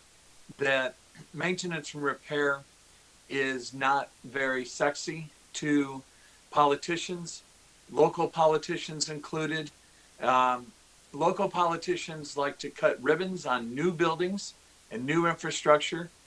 We get a little bit of credit if we fix something that's broken, but rarely do politicians, elected officials get credit for good state of repair. And that is one of the challenges of any of our infrastructure investments. So one particular challenge, an evolving challenge for local cities like ours, is managing stormwater. Most cities of the world are situated on water bodies, whether it's a river, ocean. It's generally that was created because of the transit ways of water bodies. Washington, D.C. is on two rivers, and one of the rivers empties into the Chesapeake Bay, which access the ocean. So D.C. not very different than most cities in that way. So we have to manage our stormwater. Stormwater is what creates pollution, and we have to clean up our waterways. We have a court order on cleaning up our waterways, and we also have the federal government with environmental protection creating, under the Clean Water Act, creating this responsibility to clean our waterways. And one of the ways to do it is to create green infrastructure on top of the ground to absorb water so that when it rains, that it goes into the ground, as we all know, and then eventually it goes into the waterways after it's cleaned from going through the ground. So putting in green infrastructure in a city that is already built out is very expensive. So we also know that in the era of climate change resiliency, we also need to manage our stormwater, that we're all experiencing flooding in ways that we had not experienced before. In Washington, D.C., our rivers are tidal, so a rising ocean level impacts our city, but also we are getting very intense storms that produce a tremendous amount of rain in a short period of time, and our infrastructure cannot manage it. And so we're getting flooding within our city at levels that we've never experienced before. So the green infrastructure not only is required to clean our waterways, but now it's required to manage stormwater. So how do we fund that? Some of the ways that, or two ways that have worked for us is we require any new development, any new buildings, and we're getting a lot of new buildings. We'll see what happens after the pandemic, but they have to retain a certain amount of stormwater per rain event, measured by per square foot. Generally, a rain event of 1.2 inches must be retained per square foot on site. And that is a requirement when they build. They have to show how they will retain the water. Well, in a built-out city, and the value of the green space around a building in a city, and the value of, say, the roof, where they could put a green roof there, is quite valuable. So we offer the opportunity to retrofit other parts of the city to retain stormwater, and we certify those areas where you take an impervious surface, say area that was a parking lot with concrete, and you retain stormwater by making it pervious and retaining stormwater, that we will certify a certain number of stormwater credits. Those credits can be purchased by the developer. So if the developer believes that the value of their roof, instead of having a green roof, have a swimming pool and a deck, and the value of the grounds around the building is more valuable, then what they can do is purchase stormwater credits. Now, the credits are certified by my agency for 3 years. So you have to manage and maintain these stormwater credits in order to be able to sell them and give value to them every 3 years. That's an innovative way to get maintenance and repair of the bioswales, the green infrastructure, the best management practices to absorb stormwater. The other thing that we've done is that we know that a number of these techniques are innovative and we're not sure how well they will work. And so we have used green environmental impact bonds. And I won't go too far into it, but there's a pay for performance of how well the innovation does. If there's a new innovative infrastructure way to retain stormwater, then, like many cities, we have a combined sewer system so that our stormwater goes into our sewer system, and when it's overwhelmed by too much rain, which it is regularly now, it overflows sewage into the waterways. So we have to retain water to keep from this sewer system from overflowing. And so one of the strategies is more green infrastructure above the ground to retain stormwater. So by using an environmental impact bond that we give a basic rate of return, but if the innovation works better than planned, we'll give it an even better rate of return. So that kind of an increased performance. So it shares a risk with the investors, but it also rewards them if they believe in investing in this innovation. And so we can even work with our philanthropic communities to help mitigate the cost to the city. If it works well for everyone, and we can also use some private philanthropic money to help pay the risk and take the risk of paying more to the investors for a higher performing investment.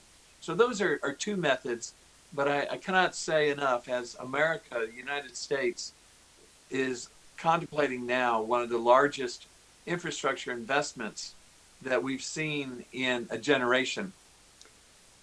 It's part of my job to really explain that we must have the maintenance of good state of repair attached to the requirement of receiving those dollars. So that's, I think, what the private sector expects from us. That's from what private banks and other investors, that it doesn't make sense to build new if we don't maintain it. Thank you, Tommy, and thank you for emphasizing the importance of maintenance, which is one of the key messages that the Ministry of Economy and Finance would like to give in this conference, and which we have been working on. So our final speaker of this first round of presentation is Juan José Méndez, who is the director of the Metropolitan Agency of Transport and Secretary of Transportation and Public Works of the city of Buenos Aires. Let me see if it appears. I'm here, Franco. Thank you very much for the invitation. Hello, Juan. Welcome. And I thank you for participating in this conference, because the issue of transportation, as it has already been mentioned in some of our initial speakers, is one of the key issues that all our cities face, especially after the COVID pandemic, because the way transportation is organized, how to reorganize transportation is one of the main challenges to contain the pandemic, and at the same time ensure that children go back to school, people go back to work in an orderly fashion.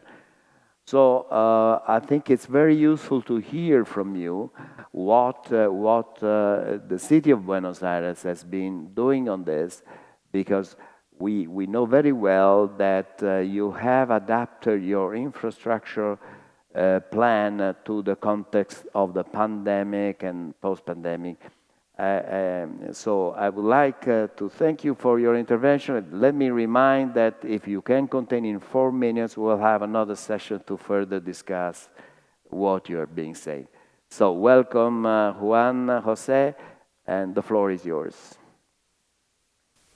Thank you, Franco. Well, let me tell you that indeed the pandemic changed or make us change all our short and mid-term planning in the city of Buenos Aires. In the beginning, we have to adapt to the new conditions regarding social distancing and how to make it safe and possible for people to get into their shops, or when we got the schools back, to get into the schools for kids and everything going back to normal, but still living with the restrictions imposed by the pandemic.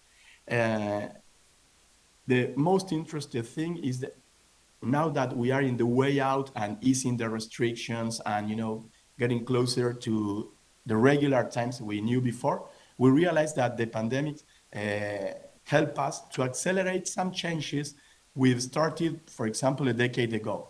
We saw in many cities around the world, when we exchanged with colleagues what was happening, for example, the introduction in cities of emergency bicycle lanes. Here in the city of Buenos Aires, we already have 250 kilometers of bicycle lanes. But during the pandemic, we pushed forward the strategy, and we start introducing bicycle lanes, high capacity bicycle lanes, for example, in avenues, in the most important avenues in the city, connecting the city center with the, you know, first ring of neighborhoods. And we did it supported by the need of the pandemics, and also supported by the neighbors, the people that were demanding, you know, to speed up this process. We also saw a huge change in the need of reshaping the use of public space. So we started a lot of investment to allow shops, to allow restaurants, even to increase the amount of public plazas in neighborhood, to give people the opportunity to gather around in the open air. And we did that taking space from the cars, reshaping the city landscape by reshaping the streets. And those changes that started in a short term, or how to say it, but yes, in a short term way, that they were like just for a few weeks or even months, they're now converting into permanent changes because of the people is demanding that, and because we realize that all the things that happens after that are very positive. And so, as I mentioned before, the first conclusion of this pandemic is that we are accelerating strategies we knew we were going to implement in the city of Buenos Aires, but doing right now in a faster pace and with an increase of the popular acceptance of those measures. Yes, thank you very much. I mean, it's clear that is a very important topic, because in many cities we see that one of the consequences that actually the private car traffic is increasing because people do not take public transportation and they use their own cars. So the fact that you are developing bike routes and so on and so forth, it's very, very important. Okay, now we can go back and to again, you know, going back to some of the issues that have been raised, and ask our speakers to be more specific and give us some concrete examples of what they have been doing in their respective areas. And in the meantime, I would like to ask again the participants if they would like to ask any question. We will give them some time to answer. So let me go back to Bruno Carrasco. So there's just one aspect that I think it's important to discuss, is that when you talk about local infrastructure investment and local community, it is very important to see how you involve the local communities in the design and management of the infrastructure, both in the preparation but also in the implementation phase. Because the whole spirit of this conference is to have a perspective not just top-down but also bottom-up, a bottom-up approach that can interact with the national, multinational agendas.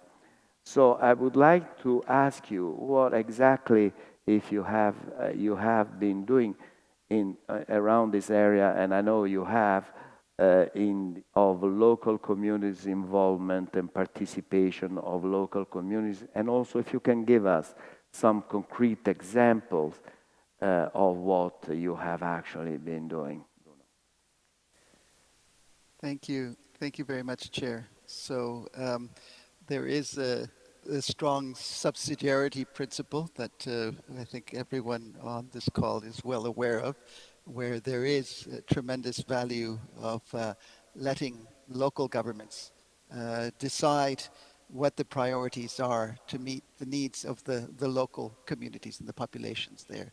And so this is very much how we look at some of this work at the subnational level, where we need to get the strong buy-in in terms of the priorities of what is it the infrastructure requirements for those local communities. We were hearing a little bit earlier from the representative, Mr. Wells from Washington, D.C. Asia Pacific is the region that is most vulnerable to natural disasters, and linking that to climate change. We see every year billions of dollars of assets that are wiped out because of a storm surge, because of a typhoon, what have you.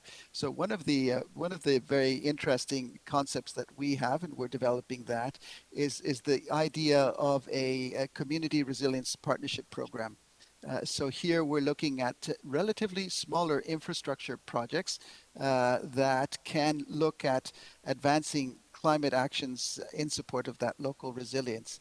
And again, the idea is blending some grants that we can get and trying to bring in some co-financing, both from multilaterals and bilaterals, but also in terms of philanthropists, and to try to get a better incentive regime that allows for identifying those projects that will protect some of those assets and make them more resilient. That's one example. Another example that I wanted to touch on, and I bring it because it involves a very important agency from Europe, the European Space Agency. And this is an example of what I was referring to before, of looking at how do we better manage our assets, or in this case, our properties, for this idea of developing greater property tax. So we have partnerships with the European Space Agency, with the Asian Development Bank. And what they do is they can provide satellite imagery, and we're doing this actually in a country that you wouldn't expect that this is where we could try to roll this out, in Nepal. So what we do is we're able to track in some designated local communities how property expands over the years in a particular local community, how that value addition through some work that links up the satellite imagery with artificial intelligence and can capture how that property is increasing in value, and therefore we can try to tap more effectively in terms of that property tax with time as that investment grows. That's just another example of how we work, again, trying to marry a little bit more of the digital solutions that are increasingly available to help get some better returns from some of this work. The last point that I wanted to mention is something that our previous speaker in the earlier session, Ms. Dupré Alain, was referring to. And this is with regard to the tie-up between the OECD and the United Cities and Local Government, which is also something that ADB is very keen to partner with on the World Observatory on Subnational Government Finance and Investment.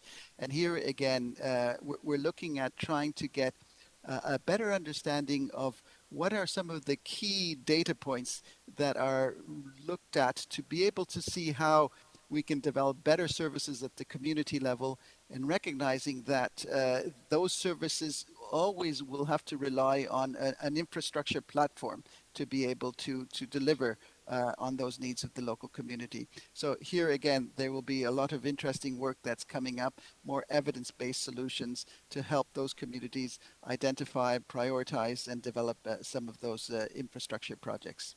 Let me stop there. Thank you.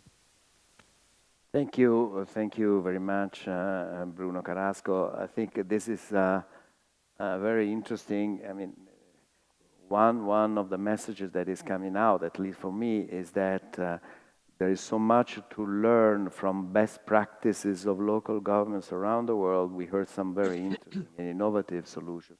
I hope that one of the results of this conference is actually to better disseminate this knowledge about successful projects and successful initiatives at local level. So now let me go back to Sergio. Sergio, you know, one difficult issue that we have been discussing is the financial aspect and how to mobilize private funding and financial at local level, where, as I said at the beginning, and where, as many speakers said, sometimes the risks perceived are very high, and so the private sector is reluctant to take this risk. And so there is a role for institutions like yours and others to really mitigate this risk so that they can attract. So if you can give us some projects, some practical examples of how you have been working on this area. And if you can keep your comments in 2, 3, you have been one of the best in keeping it, but if you can keep it so that we can give more time to the audience for following up questions. Please, Sergio. Well, I think this is a key aspect, and I think that we can refer to it as getting things done, right? I mean, we are aware of the very high quality reports, and some of them were referenced today by both Dr. Revoltella and also by Dr. Alain Dupré. They serve as reference for us. In our case, we are very much aligned, and we refer to 3 global agendas that also touch the issue, which is the Paris Agreement, the Agenda 2030, and the Addis Ababa Agenda of Action, so the Finance for Development Agenda. They are references, and Brazil is a member of those 3 agendas. But then, how do you really implement at the last mile? Right? I mean, multilateral development banks can do, and they do finance projects in major cities, in capital cities, New Delhi, São Paulo, Medellin, Mexico City, Johannesburg. But then when you get to the medium-sized and smaller towns, how do you implement these global agendas? And then you have the issue of the infrastructure gap. I mean, we don't have enough public funding to support and finance projects at scale and with capillarity all around the world. And therefore, the way to go is to mobilize private finance. I see we can do it in 2 different ways. First, the project preparation role that subnational and national development banks can play in structuring public lighting projects, public concessions, so that you are mobilizing private investors and operators that can finance and invest in public projects that are high quality and are aligned with climate finance and sustainable development.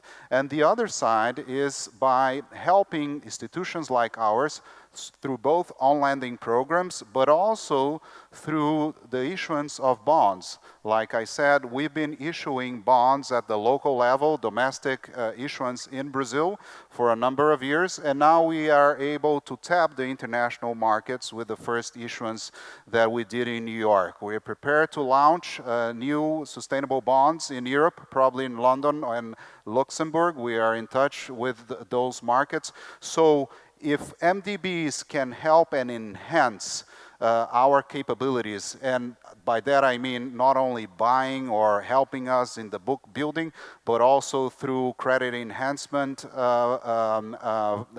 tools. I think that's a very interesting way to mobilize private sector capital for public goods objectives. Thank you. Thank you very much, Sergio. And I hear that there are questions from the audience on you, but let's continue the second round table and then come back to the questions coming from the floor. So let me go back to Tommy Wells. And well, that when we create local infrastructure, it's not just an engineer or a scientist that says this is what you need for your infrastructure. At the local level, it impacts people very personally. And what we learned and what I've learned in Washington, D.C. after Black Lives Matter movement across the country is how important it's not just equity, which we're all concerned about, but it's also inclusion, that communities have to be included, especially if there's something new being introduced to their community. I'm inspired and always impressed with what's happening in Buenos Aires, but especially when you introduce something like bicycling and bike lanes, where affluence had been associated with car ownership, and now we say, now we need to take the public realm and turn it over to bicycles, which is not generally associated with affluence, but it's incredibly important that we use human energy to supplant fossil fuels in order to mitigate climate change. That's one example where you must have the inclusion of the people that are impacted by the changes that you make. And I know that in Washington, we're very concerned about equity, concerned, as we all have been, about diversity, but now it's the level of inclusion. When we did our Sustainable DC plan, which is the sustainability plan for Washington, DC, we required that the same number of inputs come from respondents from the poorest part of the city to equal the people from the wealthiest part. That's the only way that you'll get the buy-in. Otherwise, it's very threatening to have new infrastructure that is unfamiliar. Thank you. I wanted to ask you, you mentioned some very interesting ideas like the stormwater credits and, of course, the green bonds. My question is, to what extent the market of these instruments is local, or you think that there is a scope for making it national and interact with other municipalities that may have the same instruments, they may issue the same instruments? I think that the stormwater credit is quite an innovative instrument, especially for cities. And Genoa, unfortunately, is one of the cities which storms is particularly frequent, unfortunately. So, is this a local market, or you think it can become more than just a local market? Well, in terms of selling, that's a great question, because the jurisdictions around us would love to participate in our market, but we could only agree to it if the national government held us to standards that were regional rather than just the city. So the city is required to retain a certain amount of stormwater and clean our waterways, that if we could get greater credit for the region, then we could sell our stormwater credits regionally and participate with the region. But we're not there yet. But the money that can be made from stormwater credits does come from regional groups. Say we have a nonprofit organization called the Nature Conservancy. They're an aggregator. They get churches, they get other landowners to retrofit their parking lots and their ground to aggregate these stormwater credits. They give a guaranteed amount of money to the landowner, but then they sell the credits on the market. And so aggregators can be regional with outside investors to make money off the credits and hopefully as the city continues to develop, these credits will be quite valuable. So Thank you. I wish we could give or participate in retrofitting the impervious service with pervious service with the region, but that has to be local. But the investors in aggregating stormwater credits can come from, from across the country. Thank you very much, Tommy, again. And going back to Juan Jose, Here. I'm here, Franco. Okay, hello, Juan Jose. I mean, you mentioned the emphasis that you have been putting on how to change transportation and encouraging bike lanes and so on and so forth. Now, transportation is an area where the participation of the private sector is particularly complex because usually it is financed by central or local governments, but at the same time, given the size of the investments that you need, there are needs and ways to mobilize the private sector. So if you can give us some highlights of how you have been working in mobilizing the private sector in this area as well. Well, we have, two cases to share with you right now. How we deal during the pandemics, to cope with the demand of transportation in a city where, for example, we have 8 million trips and over 75% of the trips made every day are made by mass transit, public transportation. So we need to work together with the private sector, employers in the city of Buenos Aires, and with the federal government and the Buenos Aires state government, the three levels of governments, to, for example, to introduce changes in the working hours of the different activities. For example, construction workers change their working hours from 10 a.m. instead from 7 a.m., as it used to be. And when we start the school system, also we started the school system in different starting hours than they used to have previously in order to flatten the transportation demand. And that for that it was needed the private sector commitment to the new working hours and also for the people. It was a disruption, but it helped us to manage the demand. Also from the supply side, we work in the city of Buenos Aires, even though it's highly subsidized, the mass transit by the federal and the local government. It's all run by private company. Only the commuter railway system is run by the federal government, but the buses operators and the subway operators are private companies.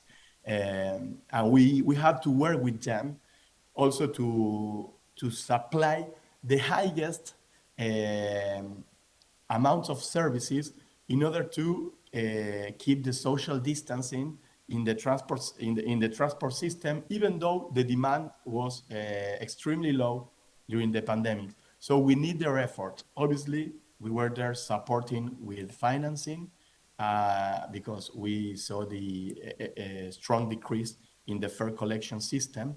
But we have their commitment introducing protocols and working with their workers in order to supply, the amount of buses and the trains running with the right protocols to be safer for the workers, but also for the riders. And we saw the commitment there. And right now, coming out, what we are working with the private sector, and it is very important to highlight, is that we know that the mass transit system and mainly the bus routes systems in the city of Buenos Aires and the metropolitan area, it needs to be reshaped.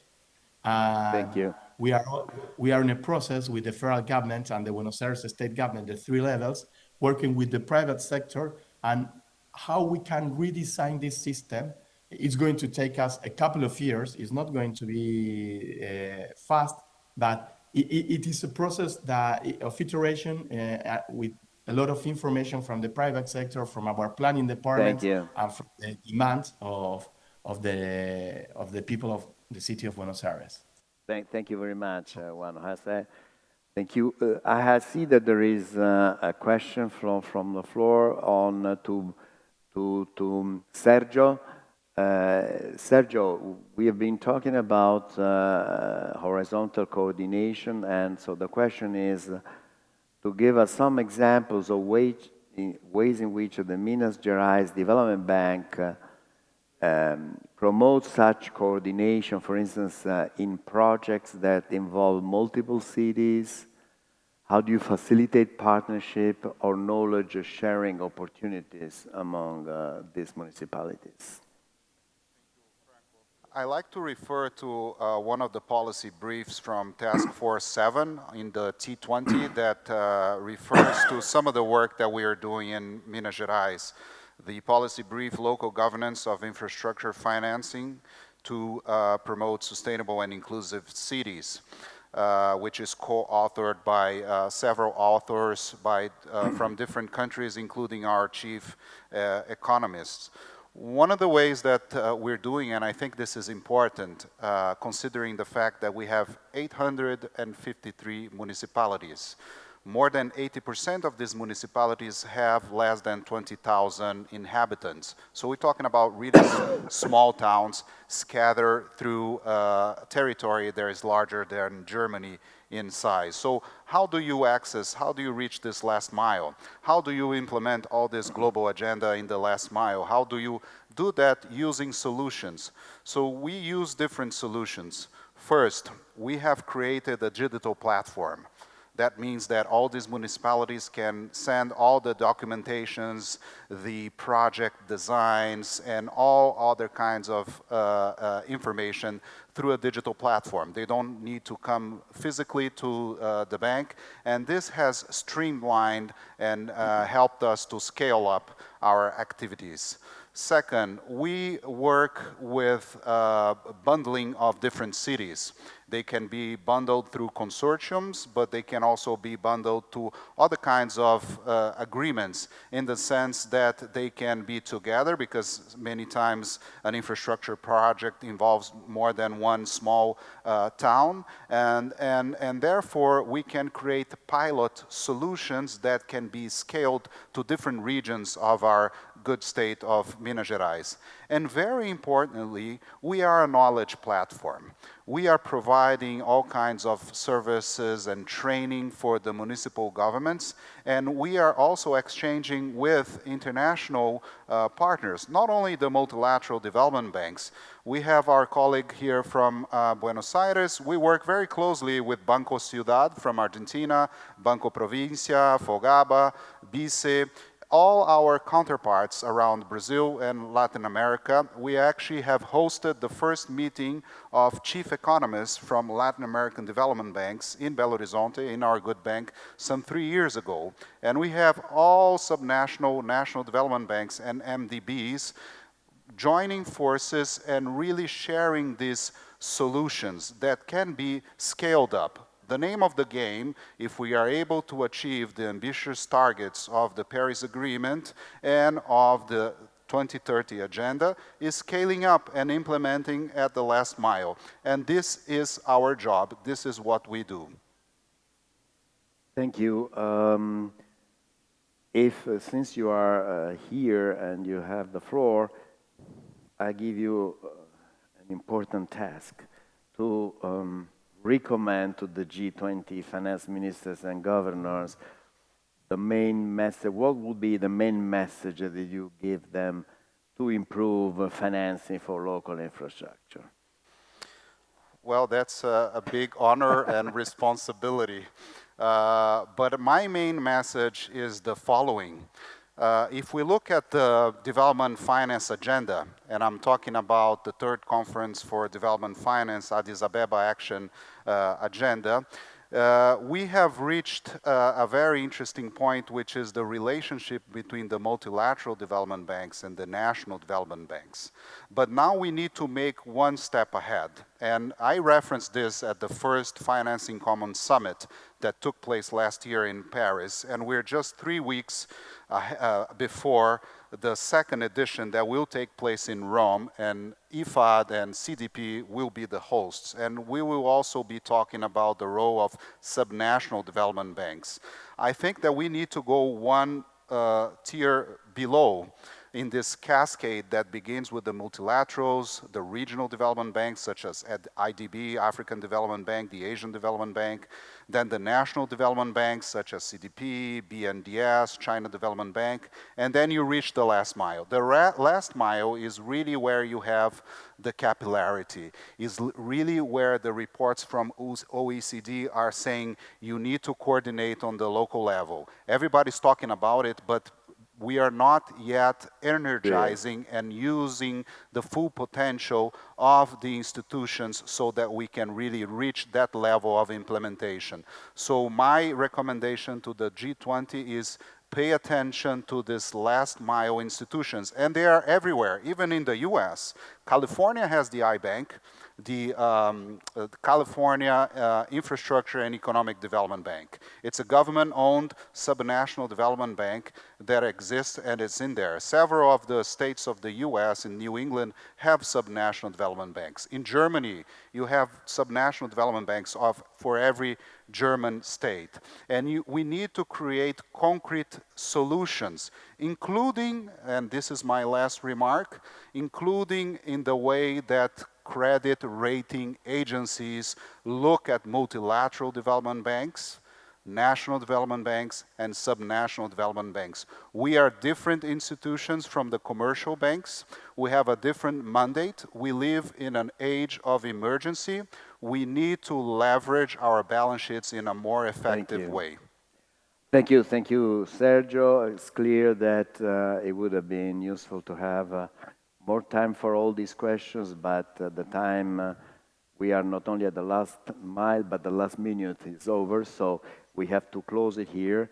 And I would like to thank all of you, Sergio, Tommy, Juan, Jose, and Bruno, for participating. I wish next time we will be able to have the presence, the physical presence, as the one that Sergio had. And thank you for this interesting and very lively exchange. Welcome to the second session. It has been a very long day and a lot of inputs and things to think about and insights that we gained today. And I want to kind of have a session now to bring it all back together and talk with those people that actually have to implement all this big things we've talked about, all the infrastructure investment, which are actually the local communities and the mayors and the urban municipalities. My name is Nicolas Poitier. I'm a research fellow at the Brussels think tank Bruegel. So infrastructure has been a big topic, as I'm sure especially the delegates will know here, since the 2010 Korea presidency in the G20 has done a lot of things on infrastructure since then. Just to name one, it's like the G20 infrastructure principles, or the principles of in-quality infrastructure. And now, basically, Italian presidency is now putting this issue of local infrastructure on the top of this agenda, and I personally am very thankful for this because it's really such an important topic. I'm not going to repeat all the things I have on my list here because I think we all heard them today, how important local infrastructure is. Just want to advertise, we have written for the Italian G20 presidency a report where we do some recommendations, my co-author Mia Hoffman and Ben McWilliams from Bruegel. But I'm not going to go into numbers here and just go right back into the discussion. So when we talk about infrastructure at the G20 at the multinational level, we always talk about these big things, big infrastructure projects, multinational development banks. But as we've heard today through very different voices, actually a lot of it depends on the local level. And I'm very happy here to chair this session and to have 4 mayors and vice deputy mayors with me today. First of all, here with me on the stage is Egbert de Vries. He's the deputy mayor of Amsterdam. The capital of a country known for its impressive infrastructure, so I'm very happy to have you here and to have you here in person. And I have remotely Ian Neilthorpe, the deputy mayor of Cape Town, and Yvonne Akwi-Xavier, the mayor of Freetown. Also for you, thank you very much to both of you to join us remotely. I want to apologize in the first hand. In such a diverse geographical session, it's always a bit difficult with the names, so please apologize or be patient with me if I do some misspelling. Before we actually enter into discussions with our mayors and our deputy mayors, I want to start with a video message from the mayor of Toyama, Hirosha Fuji, who could not be here with us today, but he sent us his video message to the G20. Thank you. こんにちは。富山市長の藤井博久です。この度は本会議にお招きいただき、大変光栄に感じております。本日は富山市がこれまでに取り組んでまいりましたコンパクトシティ政策についてご紹介いたします。まず、私たちの富山市のご紹介をいたします。私たちの町は東京から北西約250キロ、日本海側のほぼ中央にあります。富山市の人口は約41万人で、面積は1241平方キロメートルと広大であります。水深1000メーターの海の幸の宝庫、富山湾から標高3000メーター級の北アルプス立山連峰まで標高差4000メートルの多様な地勢と雄大な自然が広がっています。それでは富山市の、コンパクトシティ政策についてお話ししたいと思います。まず、日本の多くの地方都市では、近年の少子高齢化や東京への一極集中などにより、現在様々な問題を抱えております。このことは富山市においても例外ではなく、人口減少や高齢化に加え、モータリゼーションの進行に伴う拡散型の都市構造によって、公共交通の衰退と中心市街地の魅力喪失、都市管理における行政コストの増大などの課題を抱えております。その他にも、平成17年の市町村合併により増加した類似公共施設など、社会資本の適切な維持管理も大きな問題となっています。こうした中で富山市は、人口減少が現在のように全国的な問題となる以前から、他都市に先駆けて、将来世代に責任が持てる持続可能な都市経営を構築するために、公共交通を軸にした拠点集中型のコンパクトなまちづくりを政策の基本に据え、雇用や子育て環境、教育、文化など、様々な分野の施策に取り組んでまいりました。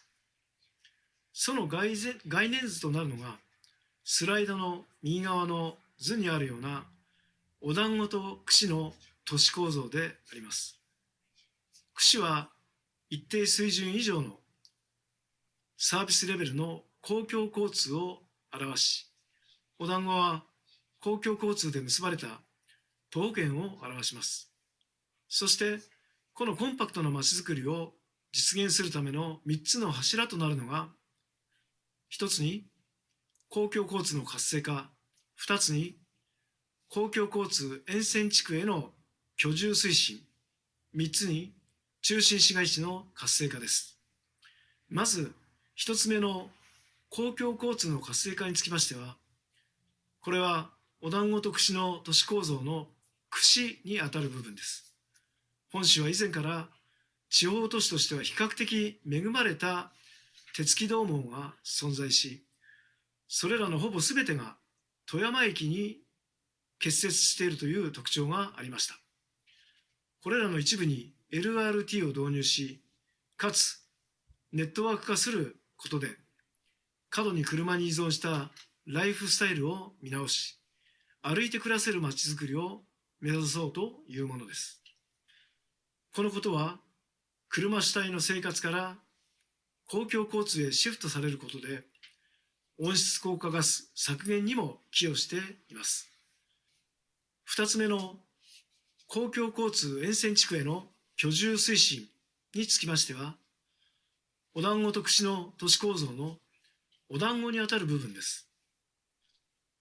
都心地区と公共交通沿線居住推進地区を居住誘導地区に位置づけ、その他の地域での住宅建設などを支援することで、このエリアへの居住誘導を図っております。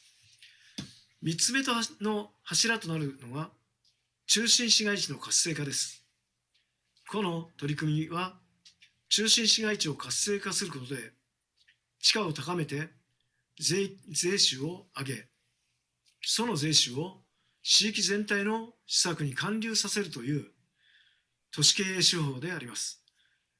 街中のにぎわい拠点であるグランドプラザや市立図書館、ガラス美術館が入居する富山キラリ、専門学校やスポーツ、福祉施設などが集積する総川レガートスクエアなど、その整備を進めてまいりました。次に、コンパクトシティ政策による成果についていくつかご紹介いたします。一つ目は、コンパクトシティ政策の大きな目的である人口の維持力です。人口の増減については、日本全国の総人口の増減率がマイナス 0.24% に対し、富山県全体はマイナス 0.69% であり、高い割合で減少しております。富山市も増減率マイナス 0.35% と減少傾向にありますが、富山県内の他市町村の増減率マイナス 0.90% に比べ、緩やかに減少しています。また、コンパクトシティ政策の3本柱の一つである都心地区と公共交通沿線居住推進地区を合わせた居住誘導地区内の人口についても、近年転入者が転出者を大きく上回る状況が続いており、人口数自体も平成25年頃から増加傾向となっております。さらに、中心市街地において、公共施設の整備やにぎわいづくりなどの公共投資を進めてきた結果、人の流れが中心市街地に戻りつつあり、これらが呼び水となって民間の投資が活発化するなどの相乗効果も生まれてきています。そして富山市では7年連続で全用途平均の地価が上昇しており、こうした状況は近隣の都市では富山市のみとなっております。その中でも商業地においては富山駅周辺や環状線沿線を中心に10地点で地価が上昇し、さらに住宅地においても市内13地点で上昇しています。こうしたところにもコンパクトシティ政策の成果が現れていると考えており、先ほどもお話ししましたが、地価の上昇に伴う税収の増加を地域全体の施策に還流させるという富山市ならではの都市経営モデルが成果を上げているものと考えています。最後に、コンパクトシティ政策の今後の方向性についてお話をさせていただき、私のお話を締めくくりたいと思います。ご紹介いたしました通り、本市がこれまで取り組んできたコンパクトシティ政策の成果は、様々な形で結実しつつあり、市民の皆さんの生活にも浸透してきているのではないかと考えております。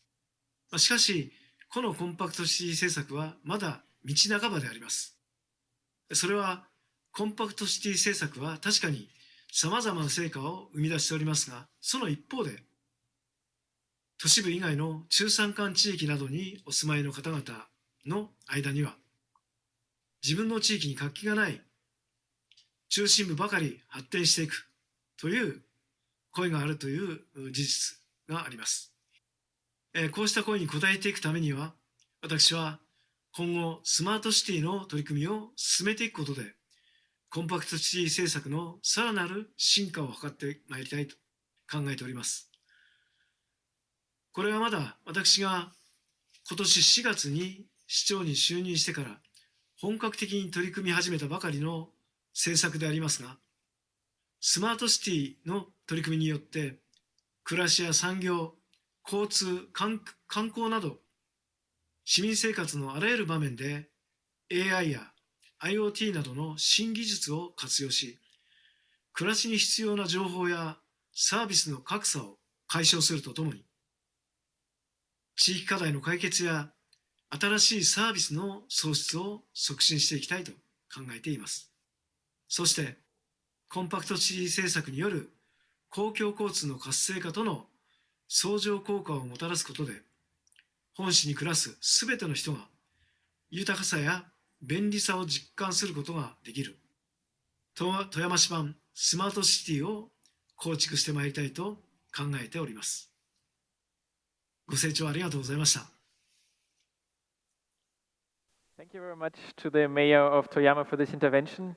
I think many people here from Europe or from other developed parts of the world might recognize some of the problems and challenges that Toyama faces in demographic challenges, but also in adapting the city to the new age. I now want to go to another part of the world, to Ian Nielsen, who is the deputy mayor of Cape Town, and for him maybe to tell us a little bit about the challenges that an emerging market and in the developed world faces, cities face there to address the challenge they have. Ian, the floor is yours. Good afternoon, and thank you very much, and greetings to everyone. So I think, what we experience in Cape Town is somewhat different to what we saw at Toyama. Our key problem is, in fact, a rapidly growing population. We have a country that is still urbanizing very fast, growth rates of around 3% in population every year. So over a period of about 10 years, we get about a 30% growth in our population. And of course, the economy does not grow at that sort of rate.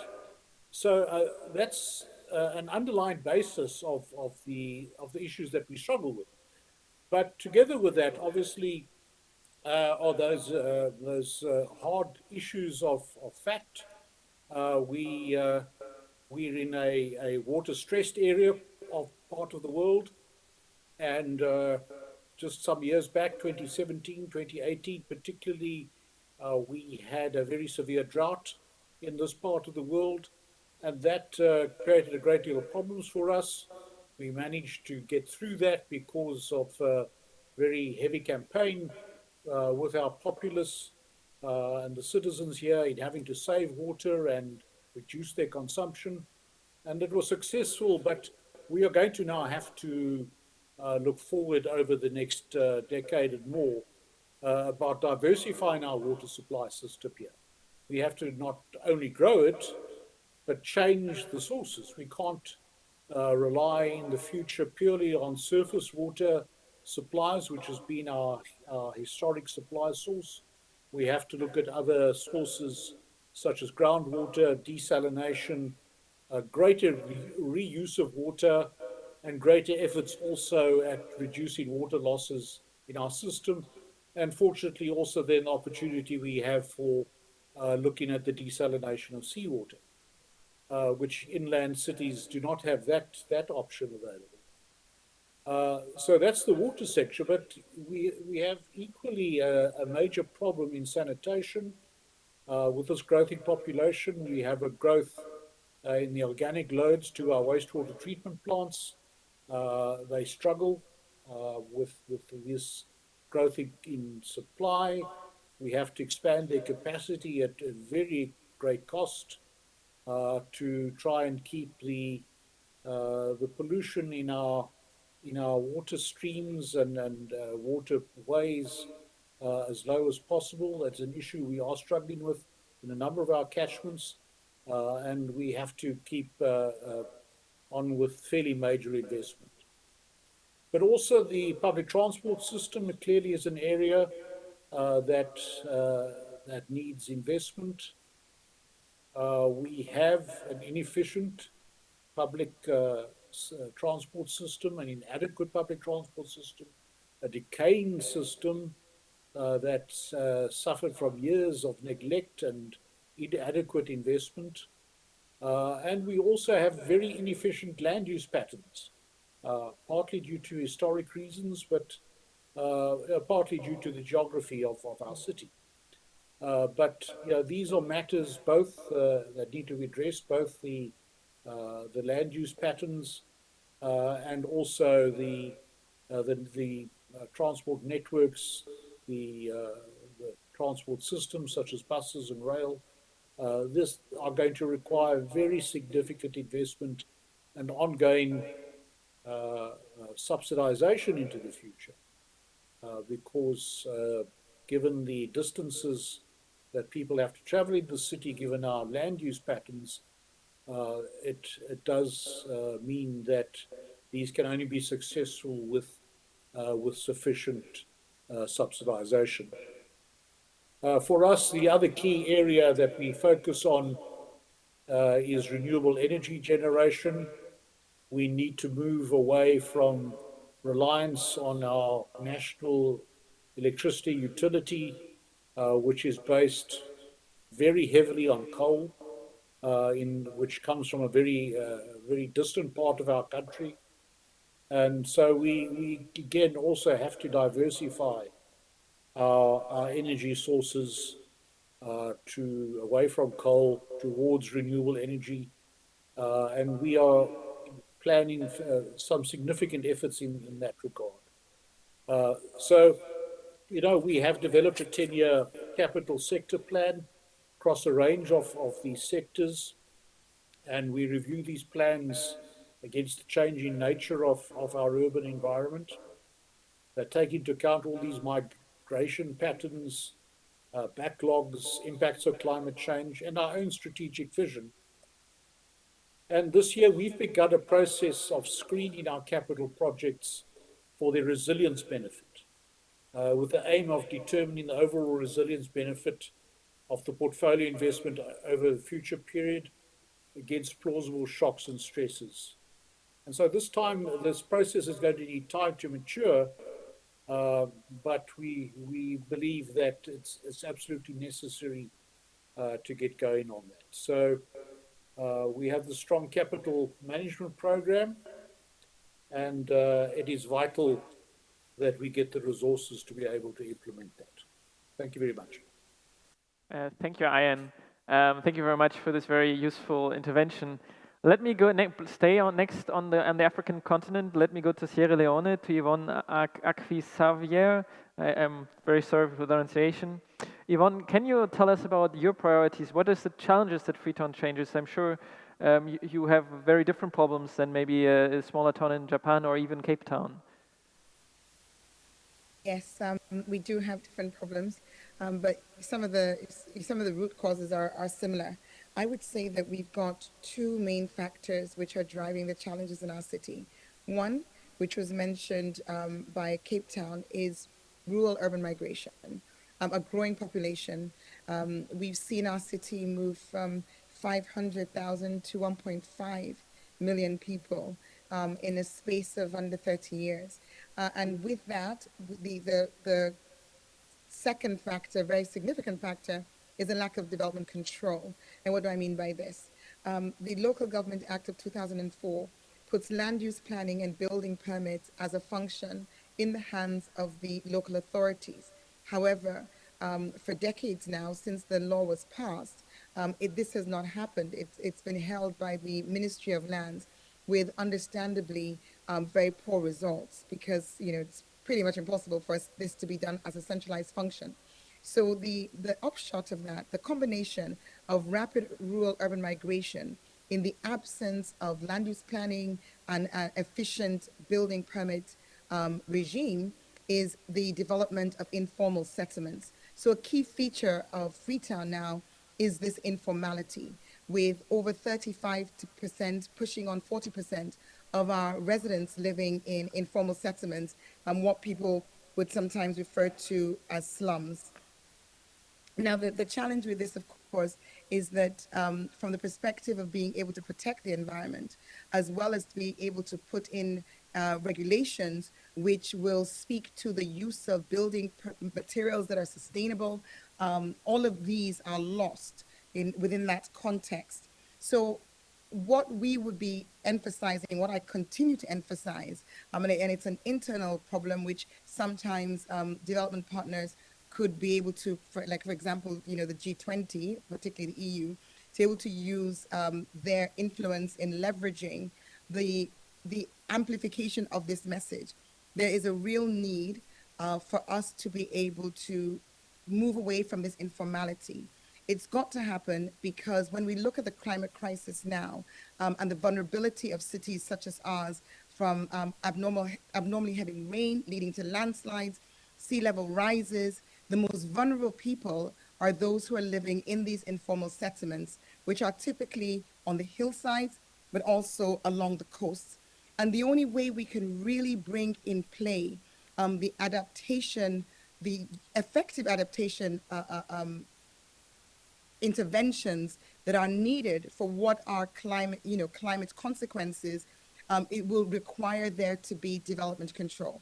There would be a need for the structural plan, which the city has, to be utilized, to be implemented, for a building permit system, building regulations, building materials regulations, for all of these to be in place. This informality also speaks to poor transport networks, poor service delivery, and really I would say that in a nutshell, because I'm conscious of time, that in a nutshell, in the face of increasing climate vulnerability, the need for land use planning, building permits to be devolved, development control to be devolved to the cities is paramount. And alongside comes the need also, which I've heard already on this call, need also for there to be access to finance. We don't have subnational banks, as was being mentioned in an earlier panel. A lot of the funding which would come to cities has to come via the central government, which can often be challenging, particularly if the central government is from a different political leaning to the city authority. So in a nutshell, in response to these challenges, we need improved, we need adaptation, we need a reduction in formality, we need access to finance in order to effectively implement development controls which will protect the environment and also provide alternative materials and sustainable building materials so that our infrastructure investment is one which is green and sustainable and resilient. Thank you. Thank you very much, Yvonne. I think that is a very important message, especially here for the G20, which deals with a lot with not just with their own governments, but also with the multilateral development banks, which of course provide a lot of funding to developing countries and cities. Let me go back last step of our journey through the world, back here to Europe, and now to the Netherlands, Amsterdam. I'm sure the problem of Cape Town of too little water is probably not something that is on the problem Amsterdam. Maybe it's more the opposite. What are your priorities? And maybe I think you brought us a video message also to start your intervention. Yeah. If possible, we would like to start with a video message. Varend door Amsterdam zie je de gevels, de grachten, de kades en de bruggen. Het metselwerk en het smeedijzer, steen en graniet. De kunst van Kramer en Krop. Een stad gebouwd op een wankel evenwicht van palen in het moeras. Maar met een vitaliteit en vastberadenheid die al 8 eeuwen stand houdt. Een stad die drijft op dromen en ambities. Op lef en avontuur. En die elke generatie zichzelf telkens opnieuw weer uitvindt. Om nieuwe uitdagingen het hoofd te bieden. Dit is de stad waar wij de komende 20 jaar aan het werk gaan. De opdracht is om de bruggen en kademuren van de stad op een slimme manier veilig en duurzaam te maken. En dat in een veel hoger tempo dan we gewend zijn. Met zo min mogelijk hinder voor de omgeving. We doen er alles aan om de overlast op straat te beperken. Uitgangspunt daarbij is dat het leven normaal door kan blijven gaan. Met minder zwaar verkeer op de kwetsbare kades en meer vervoer over water. Samen met de branche kijken we naar alternatieve oplossingen. Denk daarbij aan lichtere voertuigen of vervoer over water. Voor bijvoorbeeld afval en zware bouwmaterialen. De komende 20 jaar zullen we hier betonnen brugdekken uithijsen en houten palen onderzoeken. Panden monitoren en sluizen stutten. Kades afsluiten en damwanden drukken. Muren metselen en bruggen bouwen. We ontwikkelen nieuwe oplossingen, bijvoorbeeld voor bouwmethodieken, maar ook voor onderzoek en inspectie. En dat doen we samen met de eigen organisatie, marktpartijen, kennisinstellingen en Amsterdam. We bouwen ook aan ons kennisnetwerk. We halen de markt binnen, maken het werk efficiënter, vereenvoudigen de regels en stroomlijnen de afstemming met onze partners. Er is nog heel veel winst te halen als we sneller, effectiever en efficiënter werken. We praten met bewoners en bedrijven, luisteren naar ieders zorgen en staan open voor nieuwe ideeën. We geven de Amsterdammers een stad die sterk en robuust is en ruimte biedt aan de volgende generatie. Enthousiast en open, voortvarend en doordacht. Nieuwe wegen bewandelen, grenzen verleggen, de blik vooruit.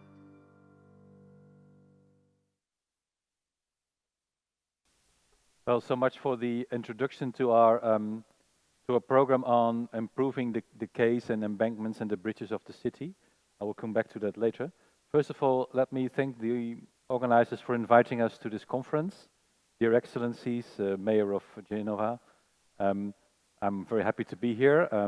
You can be very proud on what you've achieved with your San Giorgio Bridge. I was very impressed by both the result and the fastness in which you could achieve the rebuilding of the bridge. And this is something that we would really want to learn from, because we have, in a very different way, a similar exercise to do with all of our embankments, quays and bridges. And this brings me to the first challenge that we have in terms of infrastructure. There is a lot of maintenance overdue.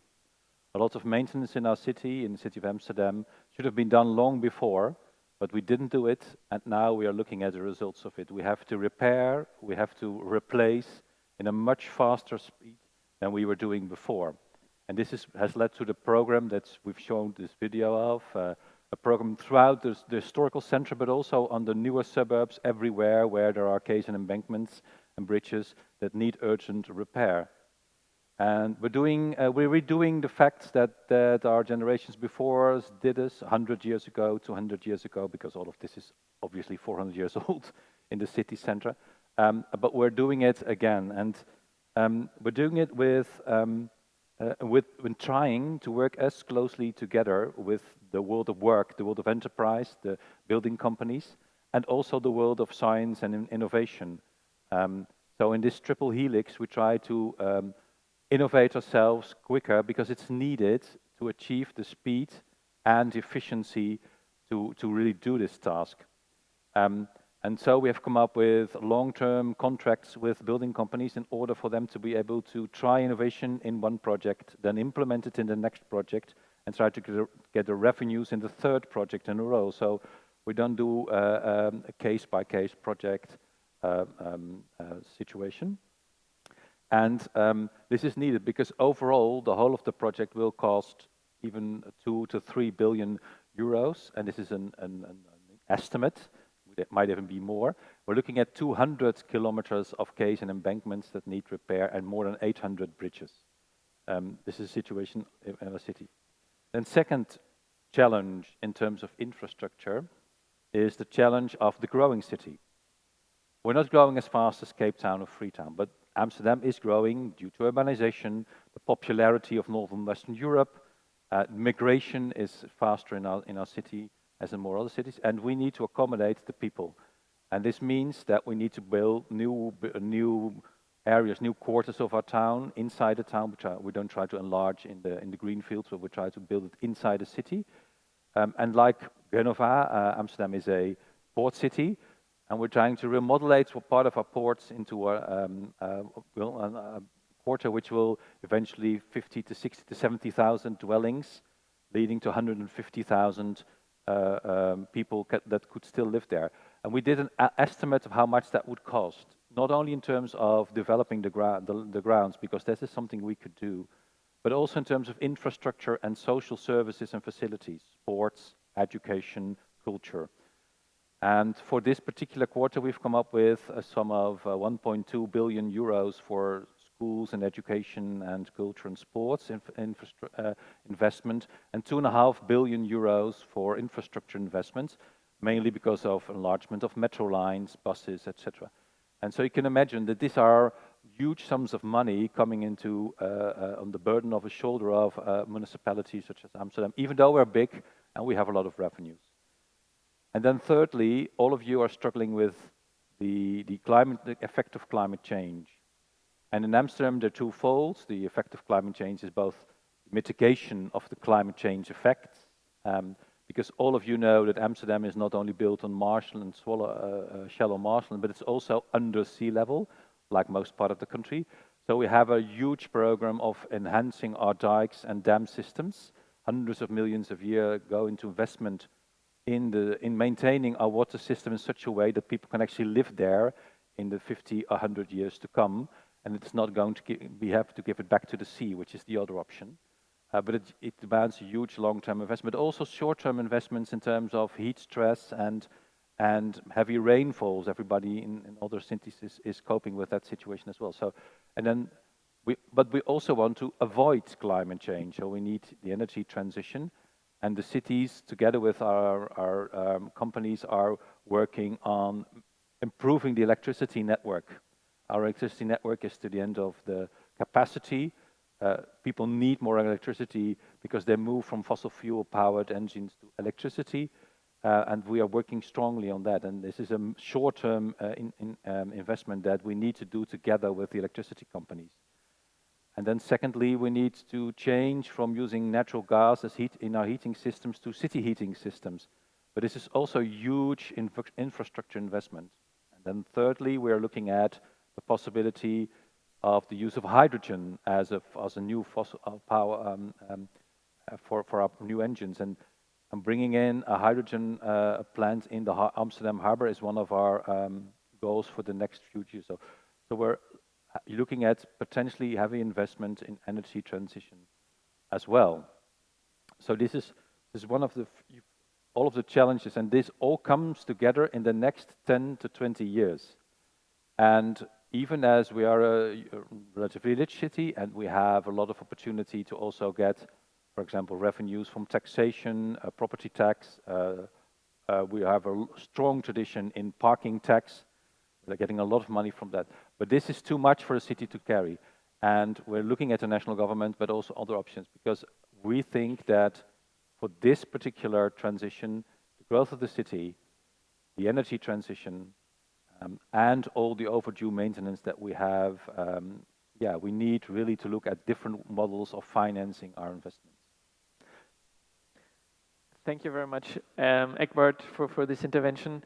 It seems to me here really this finance question is one of the important ones. Maybe we come back to this later. First, I want to go back to Sierra Leone, to Yvonne.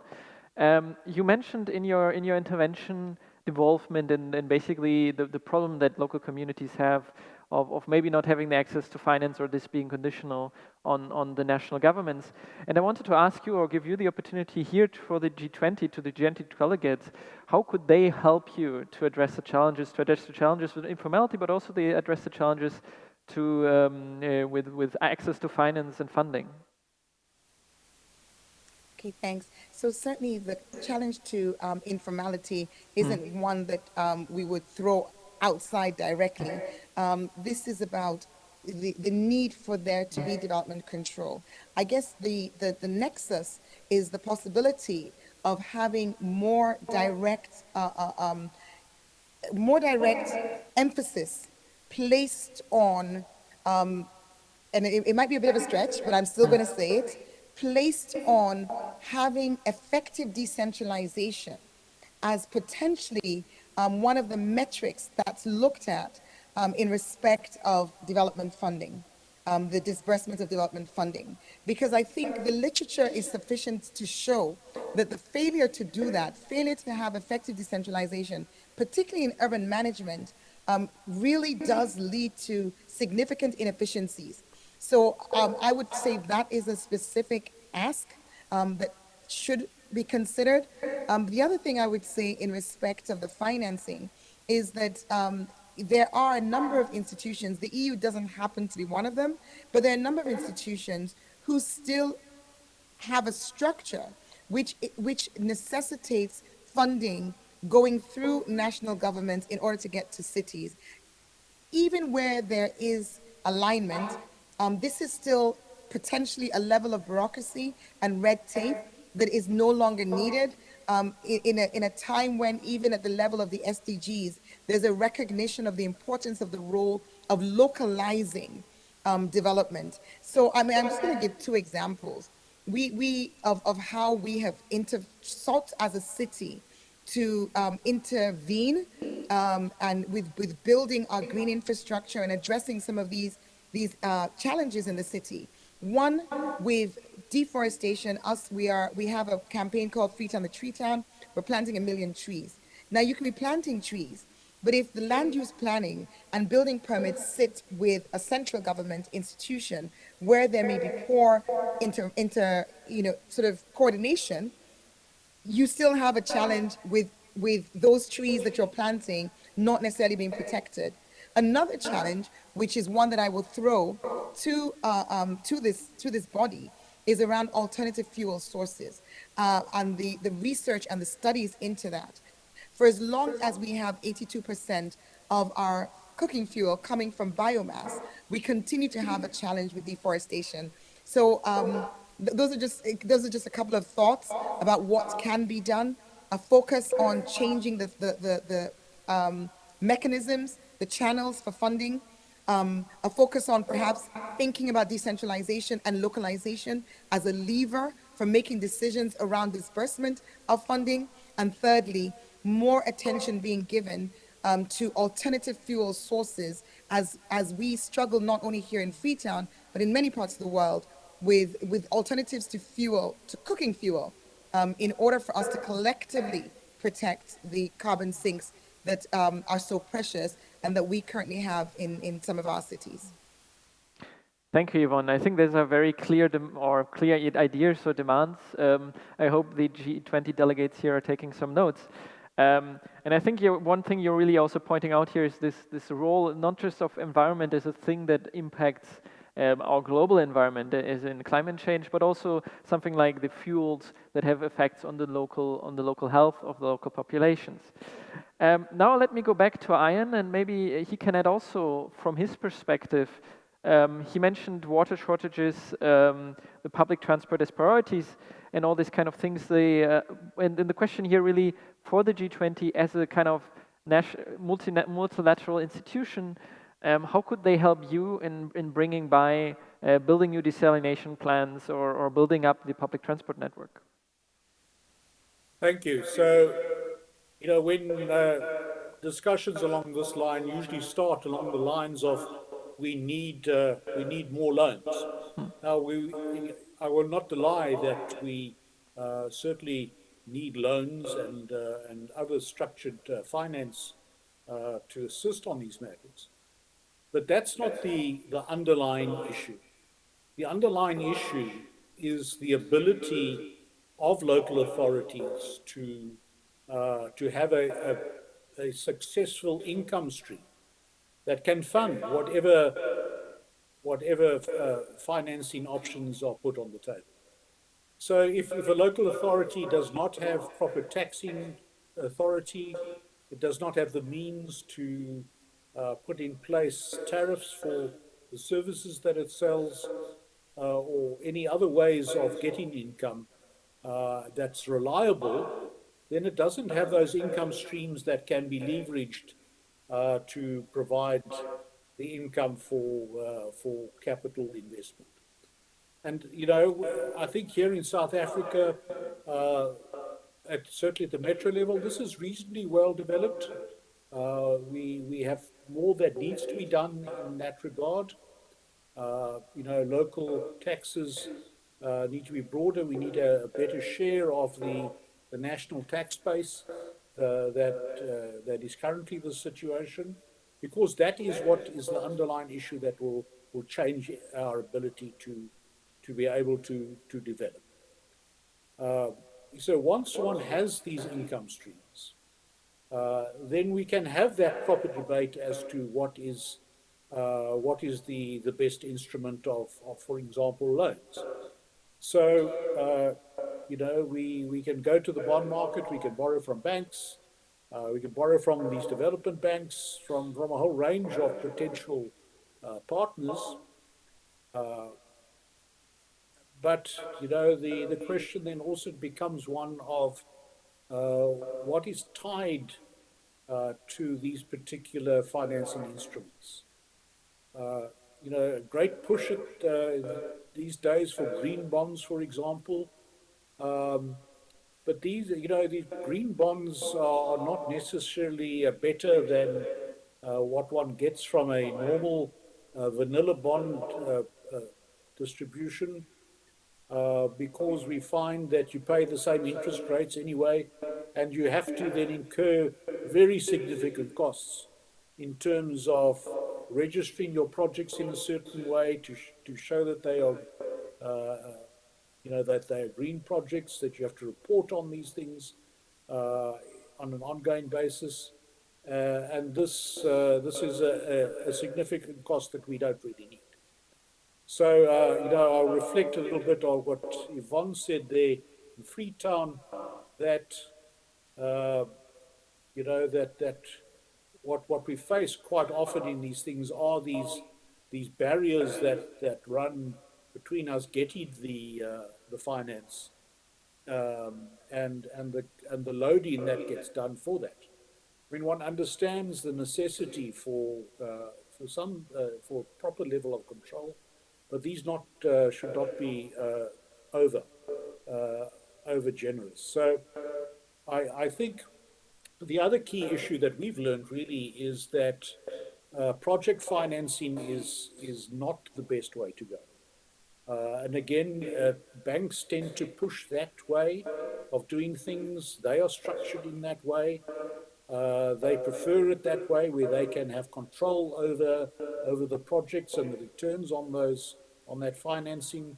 But that doesn't help us at all, because what happens generally with project financing is that we get pushed towards, and I heard this term in an earlier session, projects that are high quality. Well, high quality projects in financial terms usually means that the poor are excluded. And in fact, what you need are projects that ensure that the socioeconomic benefits that you seek to have are retained within those projects. And that means in the end that you need some kind of mix of both income streams, direct income streams from the project, as well as tax income, or subsidized income from other tariff places, in order to support these projects, to make them viable in terms of your overall socioeconomic objectives.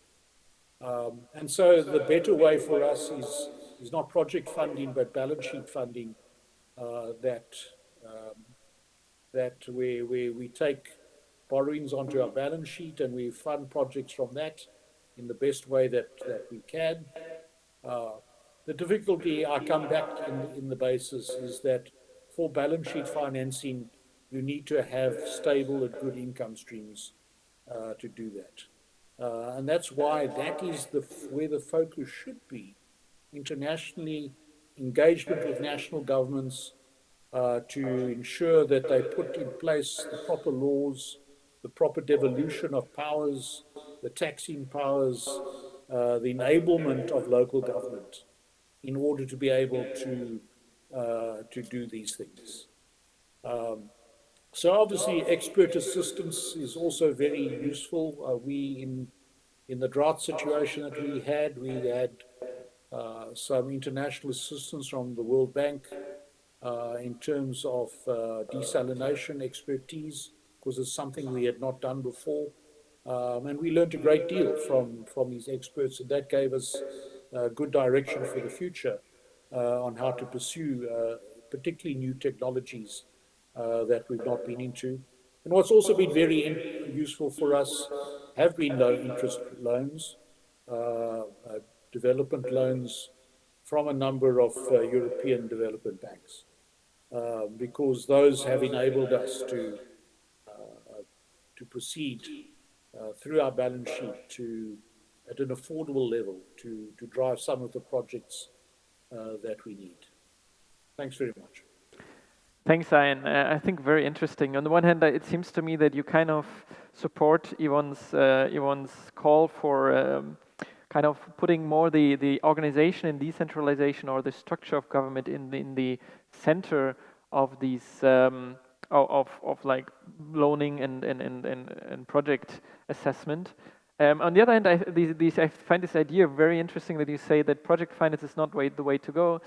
I mean, this is always comes up in discussions about local infrastructures. This question of bankable project that is very difficult, especially small projects might be too small for some institutions or too risky, and it's very difficult to access funds. So this is a very, and balance sheet finance has a whole other set of issues. But would you, Egbert, would you kind of would you support that? Would you also say we need a different way of doing this? Is project finance the wrong way to go about it? Yeah, I do strongly agree with the mayor of Cape Town that we, or the deputy mayor of Cape Town, that we, and this is something we do in Amsterdam, and we are in the lucky situation that we can do that. That balance sheet financing is the way to go. For a number of reasons, but one of the reasons to me very dear is that that project financing could, in theory, and not in theory, also in practice, interfere with democratic decision taking, because it takes other stakeholders then that can interfere with the way the project is done. And ultimately, for municipalities, it's very dear that we can do projects in a democratic way, and that people in the city decide what the project should be like, and not the financing people decide this thing. So we're in a lucky situation that we can have balance sheet financing. Like I said, we cannot do all the projects that we like to do because our balance is restricted in a certain way, and we cannot take on our shoulders all the debts that you can imagine. So, and I also agree with what's been said by the mayor of Cape Town that there are situations in which the international funding is channeled through the national governments, and it hinders actually to get the things done on the local and regional level. Let me give you one example. In the Netherlands, the national government is very hesitant in inscribing the corona restructuring funds from the European Union for many different political reasons, which also then hampers us to use those funds, because we have a very strong project in terms of inter-municipality bike roads improvement that we could really use that money for, but it doesn't come to us because of political reasons on the national level. So, and this is just one example. There are more examples in which you could look at a situation in which it's perhaps better to fund directly regional and local governments with international subsidies. And let me give you another example in which the G20 could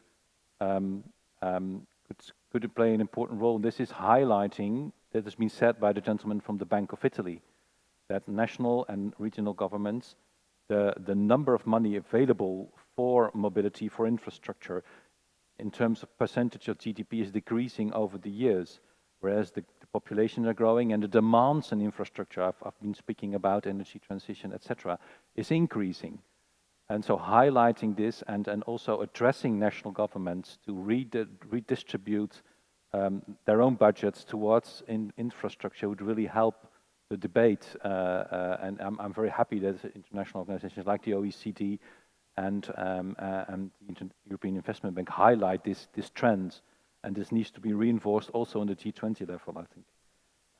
And then it comes to another call to be made by various speakers, that asset management is so important, because many of us get into the situation that maintenance gets overdue, and that we need to do repair and much higher and stronger and more financial burden on ourselves because we didn't do the asset management in the right way. And this is something that we can learn from each other. So what are the best standards in terms of asset management that local and regional governments can do? This is, I think it's something that that an international discussion could help us with. And then also another issue which is very important to us is we want to move on with the climate change prevention. So we want to improve the use of electric motors in our cars, in our mopeds. Well, this is all done, and there's lots of car industry is working on that. But if you look at niche markets, for example, the tourist and long distance buses, nobody's working on electrifying or other power for long distance and tourist buses. And this is difficult to address from a municipal level, but we have the burden of these buses still exhausting fossil fuels, using fossil fuels and having exhaust and air pollution. This is not something you can solve on local level, and it's very difficult to solve on national. This is something we have to discuss with the car and buses industry on international level. So this is helping us on moving on those kinds of discussions would really do the job. And then towards circularity, of course, obviously, you see a lot of initiative on all levels on improving a circular economy. People are reusing materials. But the best way would be reusing our assets. For example, one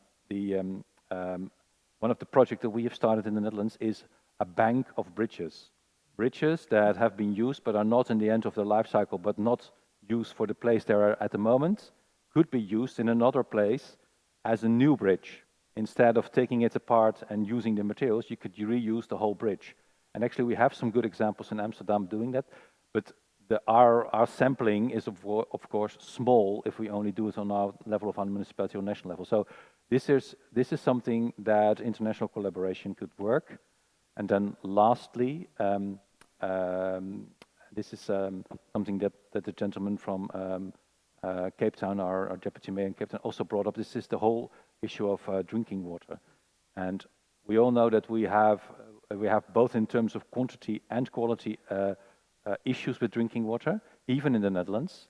For instance, for our northwestern Netherlands, we're reliable on the Rhine water, the water from the River Rhine, and both in terms of meeting the increasing regulations from the European Union in terms of water quality, but also in terms of water quantity. If there are more people living there and there's more water use, we need to work internationally together to keep our sources of water clean and of the quantity that we need in the future.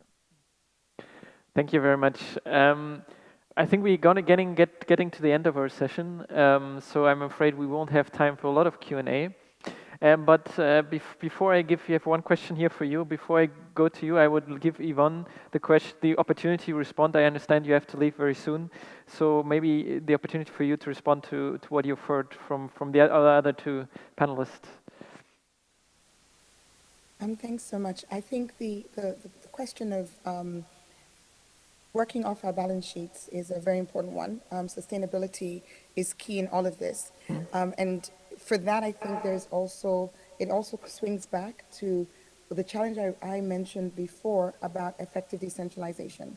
So there really has to be the ability for local authorities to have a clear mandate, to have the space for finance raising. I mean, we had the unfortunate situation where last year, for different views between ourselves and the central government, we actually had an entire year of not being able to collect property rates, which account for 65% of our revenue.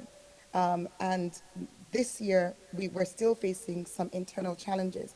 I make these examples and I bring this up to demonstrate that from the local authority perspective, without having the space to operate, we actually won't have the reserves and the finances you need to deliver services. So whether it's the maintenance, whether it's the investment, all of this is predicated on finance. And there are two sources. It's either our own source or it's external.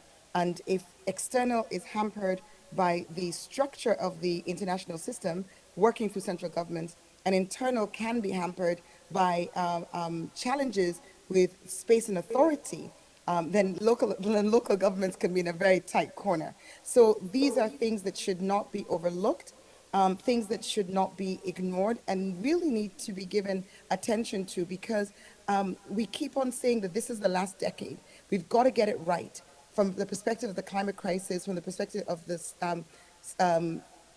Sustainable Development Goals. So that means there's no time for wasting. We've really got to make sure that we're clearing out, removing red tape, and we're giving the space to local authorities to effectively access finance in order to efficiently deliver services. And in so doing, whether it's the mitigation, whether it's the adaptation, whether it's, in the case of structural planning, being able to manage that urban space with an eye to protecting our vulnerable, with an eye to investing in green infrastructure and ensuring that we are, particularly where we are on our development trajectory, that we are growing with green and not having to retrofit it with hindsight. All of this requires good coordination between local and central governments, but it also requires local authorities to have the space to do their jobs. Thank you very much, Yvonne. And thank you so much for being with us here on the panel today. Before we close, maybe just one question we got from the audience, and I'm afraid we just have time for this question. I think the question, the way I understand it, is the question between political return and the financial return of doing something new versus doing something, maintaining something. How do you see this in the case of Amsterdam, in the case of the retrofitting of all the skies and barriers? Yeah, this is a dilemma that many politicians face. You're always more praised for building the new things than repairing the old things. And what we try to do is, first of all, we have a bit of an advantage with our quays and embankments and bridges because many people like that. This is something which is cherished. It's our heritage, and even people from the Netherlands themselves in Amsterdam like those things.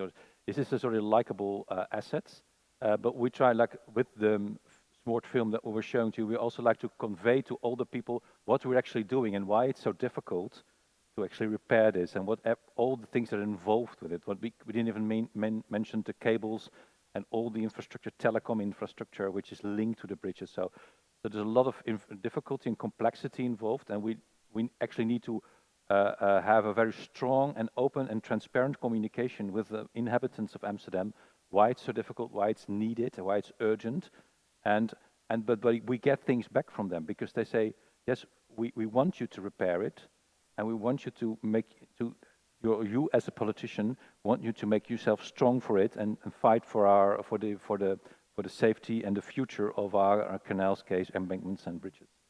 Thank you. Maybe let me go back to Ian for his last remarks, and then I'm afraid we'll have to close the panel. Ian, do you have something to add to this?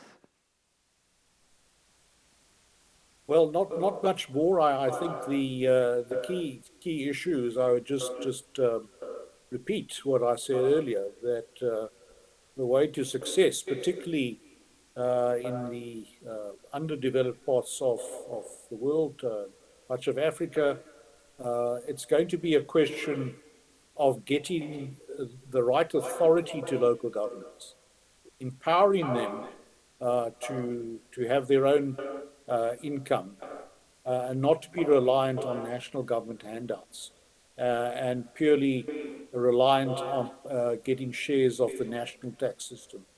Because only when they get independence from that will they be able, in fact, to drive their own agenda and succeed in this great difficult time. Thank you. Thank you, Ian. I think that was a great way to close this. Really, I think the message of the panel seems to me giving responsibility and self-finance and options to the local communities. I want to thank the panelists very much for this great discussion today. I think a lot of food for thought, I hope, for the delegates of the G20 here and everyone in the audience.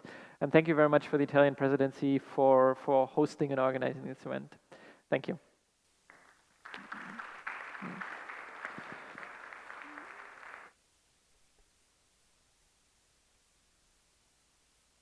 Ladies and gentlemen, we are reaching the end of the G20 high-level conference on local infrastructure investment. And I hope and I'm sure you agree with me that it's been a fascinating discussion. And as we used to say in G20 discussion, this is not a one-off, but it's a contribution to a discussion which is an ongoing conversation that we believe should continue and must continue in the next few months that rest on the Italian G20 presidency, but also on future presidency and in the international fora. Now let me ask Minister Franco to come back again to the podium for giving some final remarks before wrapping up and closing today's discussions.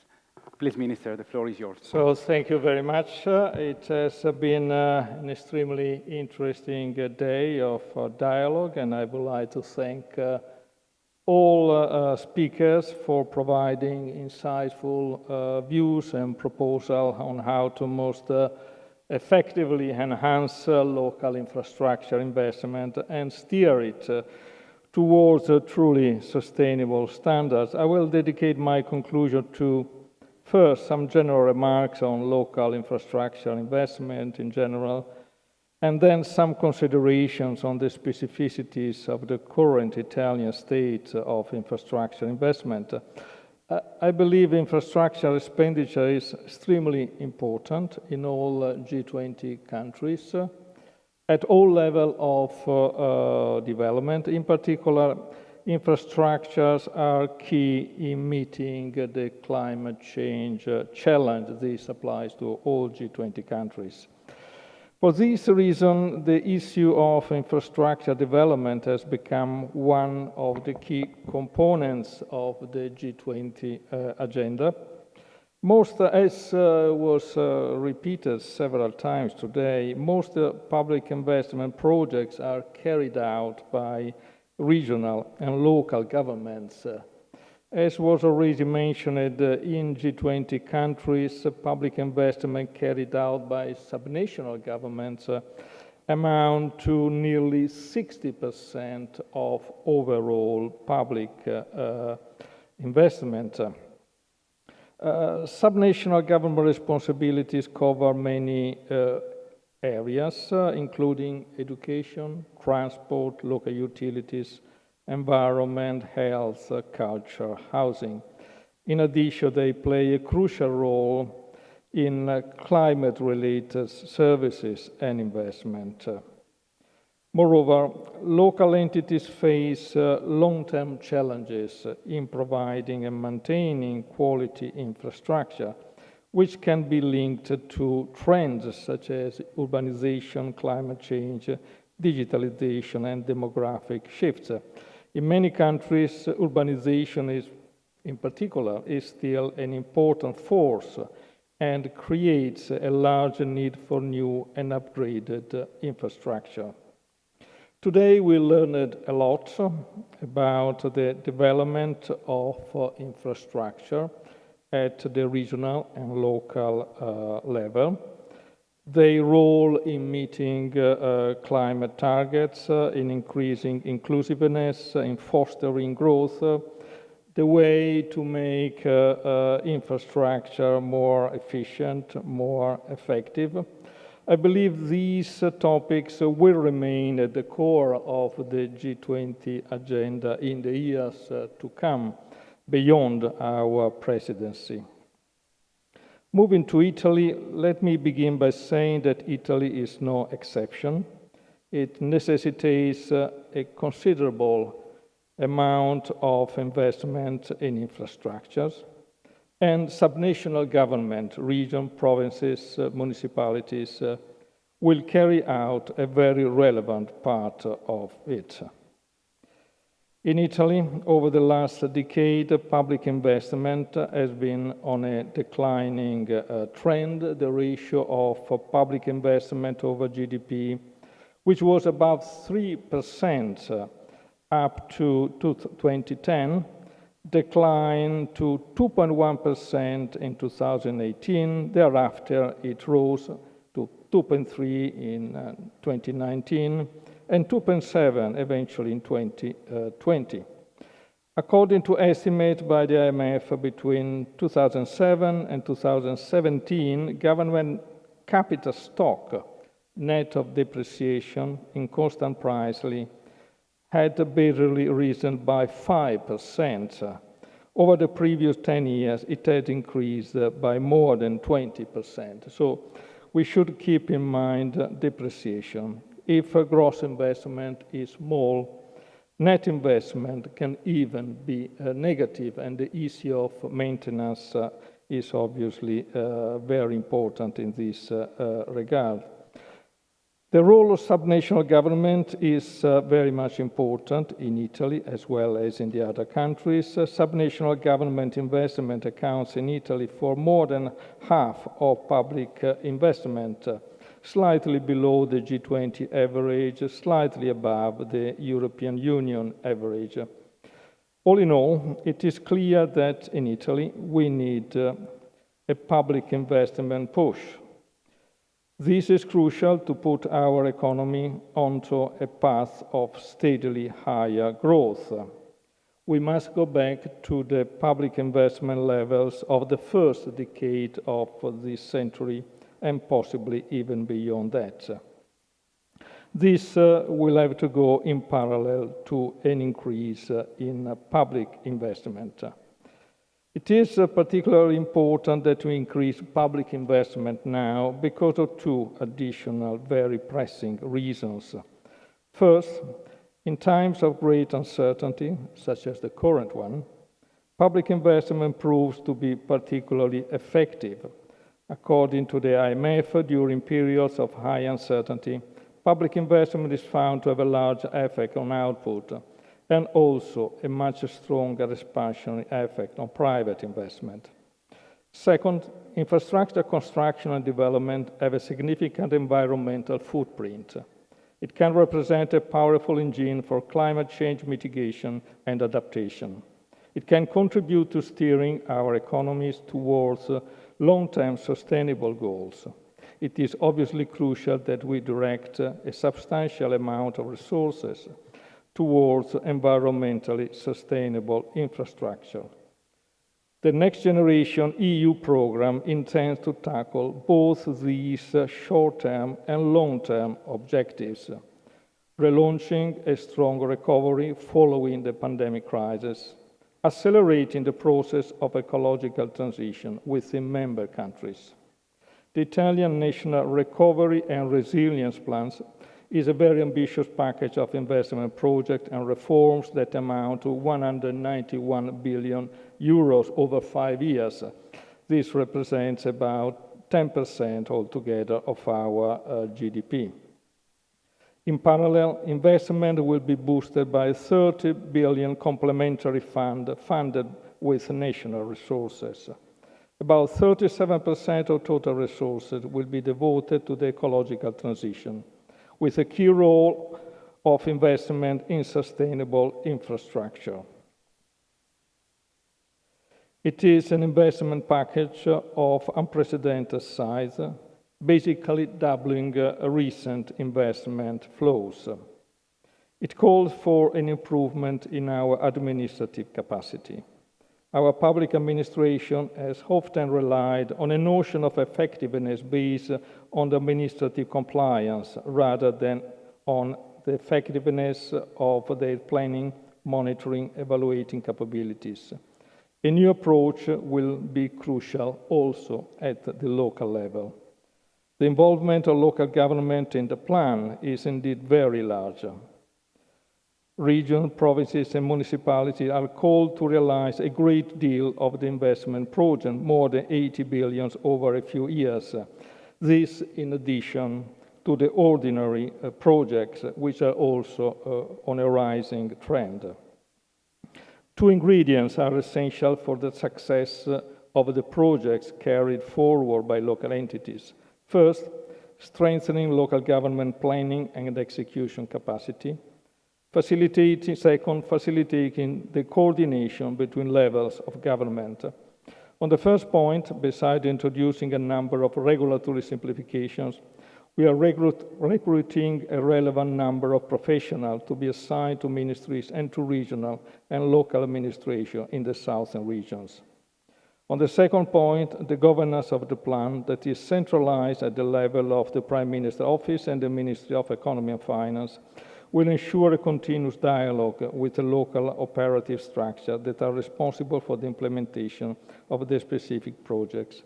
The cooperation will work at two levels: a technical level with specific mission at each ministry, providing support to the implementing authorities, an institutional level, through a special permanent table with the economic, social, and territorial partnership set up within the governance of the plan.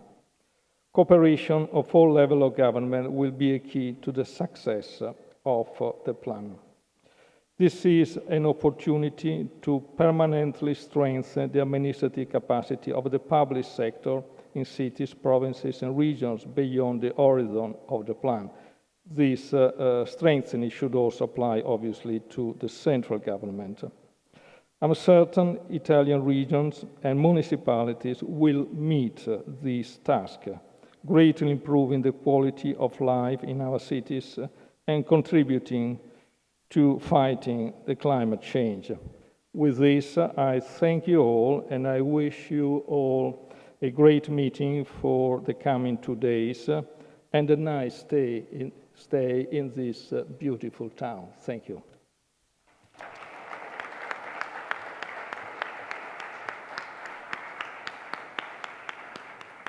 Thank you. Thank you very much, Minister. And let me just add my sincere gratitude to the City of Genoa and to the Istituto Affari Internazionali for working with us elbow to elbow to organize such an important discussion. The conference on local infrastructure investment came to an end, but this is not the end of the day. We started today's discussion with Genoa's mayor, Marco Bucci, speaking about the reconstruction of the Genoa Bridge as a good model, as an example that could be exported and could represent a good case study for public-private cooperation in infrastructure financing and developing. We now have a coffee break, so we just reassess at 5 o'clock for a roundtable specifically on that with all the main actors that contributed to building the new bridge. So the session is Genoa sent Genoa Bridge, reasons behind its success and why this model might work elsewhere at 5 p.m. Thank you very much all, you in presence and also people online, and hopefully to see you again at future G20 events. Thank you.